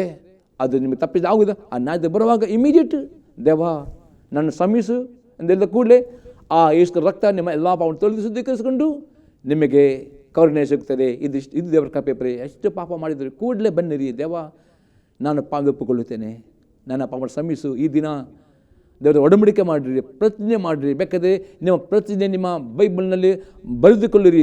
ದೇವರೇ, ಈ ದಿನ ನಾನು ದೇವರ ಹತ್ರ ಪ್ರತಿಜ್ಞೆ ಮಾಡಿದ್ದೇವೆ, ಇನ್ನು ಮುಂದೆ ನಾನು ವಿಗ್ರಹ ಆರಾಧನೆ ಮಾಡೋದಿಲ್ಲ, ಇನ್ನು ಮುಂದೆ ನಾನು ವ್ಯಭಿಚಾರ ಮಾಡುವುದಿಲ್ಲ, ಇನ್ನು ಮುಂದೆ ನನ್ನ ದಶಮಾಂಶ ಕಾಣಿಕೆಯನ್ನು ಕದ್ದುಕೊಳ್ಳುವುದಿಲ್ಲ. ಬರೀ ಏನೇನು ನೀವು ಪಾಪನದು ಪಶ್ಚಾತ್ತಾಪ ಮತ್ತು ದೇವರು ಒಡಂಬಡಿಕೆ ಮಾಡಿರಿ. ಆ ಒಡಂಬಡಿಕೆಗೆ ವಿಧೇಯರಾಗಿರಿ. ಇಮ್ಮಿಡಿಯೇಟ್ ದೇವರ ದಯೆ, ಕರುಣೆ, ಆಶೀರ್ವಾದ, ಬಿಡುಗಡೆ, ಪ್ರಾರ್ಥನೆ ಉತ್ತರ, ಮನಕರ ವ್ಯಾಧಿ ಇದ್ದರೂ ಗುಣಮುಖವಾಗ್ತದೆ, ಸಾಲದ ನೊಗಗಳಿದ್ದರೂ ಎಲ್ಲ ಮುರಿಯಲ್ಪಡ್ತವೆ. ಆಶೀರ್ವಾದವು ತುಂಬಿ ತುಳುಕಿ 2 ಪಟ್ಟು ಆಶೀರ್ವಾದವು ಮಾನವ ನಿಮಗೆ ಬರ್ತದೆ. ಇದು ದೇವರ ಕರುಣೆ ಆಗಿದೆ. ಸೀಕ್ರೆಟ್ ಇಷ್ಟೇ, ದೇವರನ್ನು ಮನಪೂರ್ವಕ ಹುಡುಕಿ ಪಶ್ಚಾತ್ತಾಪ ಪಡುವವರು ಆಗಬೇಕು. ಪ್ರೇರೆ 3ನೇ ಸಂಘ ನೋಡ್ತೇವೆ, ಎಡೆಬಿಡದೆ ಪ್ರಾರ್ಥನೆ ಮಾಡುವವರು ಆಗಬೇಕು. ಇಬ್ರಿಯವರಿಗೆ ಬರೆದ ಪತ್ರಿಕೆ 4ನೇ ಅಧ್ಯಾಯದಲ್ಲಿ 14-16 ವಾಕ್ಯ. ಆಕಾಶ ಮಂಡಲಗಳನ್ನು ದಾಟಿ ಹೋದ ದೇವಕುಮಾರನಾದ ಯೇಸು ಎಂಬ ಶ್ರೇಷ್ಠ ಮಹಾಯಾಜಕನು ನಮಗಿರುವುದರಿಂದ ನಾವು ಮಾಡಿರುವ ಪ್ರತಿಜ್ಞೆಯನ್ನು ಬಿಡದೇ ಹಿಡಿಯೋಣ. ಯಾಕೆಂದರೆ ನಮಗಿರುವ ಮಹಾಯಾಜಕನು ನಮ್ಮ ನಿರ್ಬಲಾವಸ್ಥೆಯನ್ನು ಕುರಿತು ಅನುತಾಪವಿಲ್ಲದವನಲ್ಲ. ಆ ಸರ್ವ ವಿಷಯಗಳಲ್ಲಿ ನಮ್ಮ ಹಾಗೆ ಶೋಧನೆ ಗುರಿಯಾದನು, ಪಾಪ ಮಾತ್ರ ಮಾಡಲಿಲ್ಲ. ಆದುದರಿಂದ ನಾವು ಕರುಣೆಯನ್ನು ಹೊಂದುವಂತೆಯೂ ಆತನ ದಯೆಯಿಂದ ಸಮಯೋಚಿತವಾದ ಸಾವು ನಮಗೆ ದೊರೆಯುವಂತೆಯೂ ಧೈರ್ಯದಿಂದ ಕೃಪಾಸನದ ಮುಂದೆ ಬರೋಣ. ಇದು ಆಗಿದೆ 3ನೇ ಸಂಗತಿ. ಯೇಸು ಕ್ರಿಸ್ತನು ಪರಲೋಕದಿಂದ ಬಳಿಯಲ್ಲಿ ಕೂತ್ಕೊಂಡು ನಿಮಗೋಸ್ಕರ 20 ಗಂಟೆಯೂ ಪ್ರಾರ್ಥನೆ ಮಾಡುವನಾಗಿದ್ದಾನೆ. ಆ ಯೇಸು ಕ್ರಿಸ್ತನ ನಿಮಗೋಸ್ಕರ ಬೇಡಿ ಆಕರ್ಣಿಸಬೇಕಾದರೆ ನೀವು ಸಹ ಪ್ರಾರ್ಥನೆ ಮಾಡುವ. ನೀವು ಪ್ರಾರ್ಥನೆ ಮಾಡದಿದ್ದರೆ ಕರುಣಿಸಲು ಎಷ್ಟು ಗಂಟೆ ನೀವು ನಿಮ್ಮ ಸಮಯವನ್ನು ಸ್ಯಾಕ್ರಿಫೈಸ್ ಮಾಡಿ, ನಿಮ್ಮ ನಿದ್ದೆಯನ್ನು ತ್ಯಾಗ ಮಾಡಿ, ನಿಮ್ಮ ಕೆಲಸವನ್ನು ತ್ಯಾಗ ಮಾಡಿ ಬದಿಗಿಟ್ಟುಕೊಂಡು ನಿಮ್ಮ ಮೊಬೈಲನ್ನು ಸ್ವಿಚ್ ಆಫ್ ಮಾಡಿ, ಎಷ್ಟು ಗಂಟೆ ನಾನು ಮತ್ತು ನನ್ನ ದೇವರು ಎಂಬುದಾಗಿ ಆ ಒಂದು ವೈಯಕ್ತಿಕವಾಗಿ ಶಾಂತವಾಗಿ ಯಾವ ರೀತಿ ಡಿಸ್ಟರ್ಬ್ ಇಲ್ಲದೆ ನೀವು ಪ್ರಾರ್ಥನೆ ಮಾಡ್ತಿರೋ ಗಂಟೆ ಗಂಟೆ ಗಂಟೆ ಗಂಟೆ ಪ್ರಾರ್ಥನೆ ಎಷ್ಟು ಆಗ್ತದೆ ಅಷ್ಟು ಗಂಟೆ ಪ್ರಾರ್ಥನೆ ಮಾಡಿರಿ. ಬುದ್ಧಿಯಲ್ಲಿ ಪ್ರಾರ್ಥನೆ ಮಾಡಿರಿ, ಅನ್ಯ ಭಾಷೆಯಲ್ಲಿ ಪ್ರಾರ್ಥನೆ ಮಾಡಿರಿ. ದೇವರ ದಯೆ ನಿಮ್ಮ ಮೇಲೆ ಪರಲೋಕದಿಂದ ಇಳಿದು ಬರುತ್ತದೆ. ಆತನ ಕರುಣೆ ಆತ ಕೊಡ್ತಾನೆ. ಆತ ನಿಮಗೆ ಪಾಪನ ಒಪ್ಪಿಕೊಳ್ಳುವುದೇ ಸಹಾಯ ಮಾಡ್ತಾನೆ, ಪಾಪವನ್ನು ಬಿಟ್ಟು ಬಿಡಿ ಸಹಾಯ ಮಾಡ್ತಾನೆ. ಅದೆಲ್ಲ ಕಷ್ಟದಿಂದ ಬಿಡಿರುತ್ತಾನೆ. ಬರೇ ಎಡೆ ಬಿಡದೆ ಪ್ರಾರ್ಥನೆ, ಸ್ವಲ್ಪ ಪ್ರಾರ್ಥನೆಯಲ್ಲಿ ಏನು ಸಿಗುವುದಿಲ್ಲ. ನೆನಪಿದೆ, ಸ್ವಲ್ಪ ಪ್ರಾರ್ಥನೆ. ಅನೇಕರು ಪ್ರಾರ್ಥನೆ ಮಾಡಿದ್ರೆ ಎಷ್ಟು ಎಂದರೆ ಪಾಸ್ಟರ್ 5 ನಿಮಿಷ 15 ನಿಮಿಷ ಹೆಚ್ಚೆಂದರೆ ಅರ್ಧ ಗಂಟೆ. ಈ ಪ್ರಾರ್ಥನೆಯಲ್ಲಿ ನಿಮಗೆ ಆ ಕರುಣೆ ಸಿಗಲ್ಲ. ಪ್ರಾರ್ಥನೆ ಅಂದರೆ ಮಿನಿಮಮ್ ಹೊಸ ವಿಶ್ವಾಸಿ ಆದರೆ 1 ಗಂಟೆ ಪ್ರಾರ್ಥನೆ ಮಾಡಬೇಕು. ಹೊಸ ವಿಶ್ವಾಸಿ ಆಗಿ 1-2 ಹೊಸ ವಿಶ್ವಾಸ ಎಲ್ಲ 1 ಗಂಟೆಗಿಂತಲೂ ಹೆಚ್ಚೆಚ್ಚಾಗಿ ಪ್ರಾರ್ಥನೆ ಮಾಡಲಿಕ್ಕೆ ಅಭ್ಯಾಸ ಮಾಡಬೇಕು. ಅದಕ್ಕೆ ನಾವು ಸಭೆಯಾಗಿ ಆದಿತ್ಯವಾರ ದಿವಸ ಸಭೆಯಾಗಿ ಸೇರಿ ಬರಬೇಕು. ಆಗ ನಿಮಗೆ 1 ಗಂಟೆ ಜಾಸ್ತಿ ದೇವರ ಆರಾಧನೆ ಮಾಡಲಿಕ್ಕೆ ಪ್ರಾರ್ಥನೆ ನಿಮಗೆ ಅನುಭವ ನೀವು ಕಲಿತೀರಿ. ಹಾಗೆ ಸಭೆಯಲ್ಲಿ ಉಪವಾಸ ಏಕೆ ನೀವು 1 ಗಂಟೆ ಮಿನಿಮಮ್ ಪ್ರಾರ್ಥನೆ ಮಾಡುವವರು ಅದೇ 1 ಗಂಟೆ ತೃಪ್ತರಾಗದೆ ಇನ್ನು ಹೆಚ್ಚೆಚ್ಚಾಗಿ ಪ್ರಾರ್ಥನೆ ಮಾಡಿ ಅಭ್ಯಾಸ ಮಾಡಿಕೊಂಡು 1 ಗಂಟೆಗಿಂತ 2 ಗಂಟೆ ಮುರಿದು ಎಷ್ಟು ನೀವು ದೇವಸ್ಥಾನದಲ್ಲಿ ಎಡೆಬಿಡದೆ ಪ್ರಾರ್ಥನೆ ಮಾಡ್ತಿರೋ, ಸ್ತುತಿ ಆರಾಧನೆ ಮಾಡ್ತಿರೋ, ಅಷ್ಟು ದೇವರು ತನ್ನ ಯೇಸು ಕ್ರಿಸ್ತನ ಮುಖಾಂತರ ನಿಮಗೆ ಕರುಣೆ, ಆಶೀರ್ವಾದ, ಬಿಡುಗಡೆ, ಪಾಪದ ಮೇಲೆ ಜಯವನ್ನು ಹೊಂದುವುದಕ್ಕೆ, ಎಲ್ಲ ದೇವರ ಆಜ್ಞೆಯನ್ನು ಕೈಕೊಂಡು ನಡಲಿಕ್ಕೆ ದೇವರು ದಯಾಲು, ಕರುಣಾಲು, ಕೃಪಾಪೂರ್ಣನು ಪ್ರೀತಿಸಲ್ಪನಾಗಿದ್ದಾನೆ. ಅದು ಈ ರೀತಿ ಈ 3 ಸ್ಟೆಪ್ ನಮಗೆ ಈ 3 ಸ್ಟೆಪ್ ನೀವು ಫಾಲೋ ಮಾಡದಿದ್ದರೆ ದೇವರ ದಯೆ ಸಿಗುವುದಿಲ್ಲ. ದೇವರು ಅನ್ಯಾಯ ಮಾಡುವುದಿಲ್ಲ. ಎಂದು ದೇವರು ಅನ್ಯಾಯ ಮಾಡೋದಿಲ್ಲ, ತಪ್ಪು ಮಾಡೋದು ನೀತಿ. ಇಷ್ಟೇ ಈ 3 ಹಂತಗಳು ಈಸಿ ಸ್ಟೆಪ್. ನೀವು 3 ಸ್ಟೆಪ್ ನೀವು ಫಾಲೋ ಮಾಡಿದರೆ 100% ದೇವರ ದಯೆ, ಕರುಣೆ, ಪಾಪದ ಸಮರ್ಪಣೆ, ಬಿಡುಗಡೆ, ಅದ್ಭುತ, ಪ್ರಾರ್ಥೋತ್ತರ, ಮಿರಾಕಲ್ ಹೊಂದಿಕೊಳ್ಳುತ್ತೀರಿ. ಧರ್ಮ ಸ್ತೋತ್ರವಾಗಲಿ. ಪ್ರಾರ್ಥನೆ ಮಾಡೋಣ. ಈ ಸಹ ನಿಮ್ಮ ಜೀವನ ಉತ್ತೇನಾದರೆ ನಿಮ್ಮ ಅಭಿಪ್ರಾಯ ತಿಳಿಸಿರಿ. ನನ್ನ ದೇವನಿಗೆ ಸ್ತೋತ್ರ ದೇವರನ್ನು ಕೊಂಡಾಡ್ತಾನೆ. ದೇವ ಈ ಸಂದರ್ಭದ ಮುಖಾಂತರ ನಿನ್ನ ಮಕ್ಕಳು ಹೇಗೆ ನಿನ್ನ ದಯೆಯನ್ನು ಹೊಂದಿಕೊಳ್ಳಬೇಕು ಎಂಬುದನ್ನು ಕಲಿಸಿಕೊಟ್ಟ ಪ್ರಕಾರ ನಿನ್ನ ಮಕ್ಕಳು ಆ ನಿನ್ನ ಕೊಟ್ಟ 3 ಸ್ಟೆಪ್ ದೇವ, 3 ಹಂತಗಳನ್ನು ಫಾಲೋ ಮಾಡಿ ನಿನ್ನ ದಯೆಯನ್ನು ಹೊಂದಿಕೊಳ್ಳುವಂತೆ ನಿನ್ನ ಮಕ್ಕಳಿಗೆ ಸಹಾಯ ಮಾಡಿದ್ದೇವ. ನಿನ್ನ ಕರುಣಾಳು ಕರಪಾಳು ಆಗಿದೆ.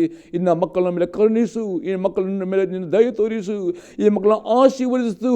ನಿನ್ನ ಮಕ್ಕಳ ಕಣ್ಣೀರನ್ನು ಒರೆಸಿ ಬಿಡಿದವ. ಇದು ಅನೇಕ ರೋಗಿಗಳು ಇದ್ದಾರೆ ದೇವ, ಅವರ ರೋಗಗಳು ಗುಣ ಮಾಡು, ಅದ್ಭುತ ಮಾಡಬೇಕು ನಾನು ಬೇಡ್ಕೊಳ್ತೇನೆ ಯೇಸು ಕ್ರಿಸ್ತನ ನಾಮದಲ್ಲಿ. ಆಮೇನ್. ನಾನು ಬೇಡಿಕೊಳ್ಳುವ ದೇವರ ಪ್ರೀತಿಯು, ಯೇಸು ಕ್ರಿಸ್ತನ ಕೃಪೆಯು, ಪವಿತ್ರ ಅನ್ಯನಿತ್ಯವು ಸದಾ ಕಾಲವು ಈ ಸಂದರ್ಭ ಪ್ರತಿ ಪ್ರಸಂಗದಲ್ಲಿ. ಆಮೇನ್. Praise the lord.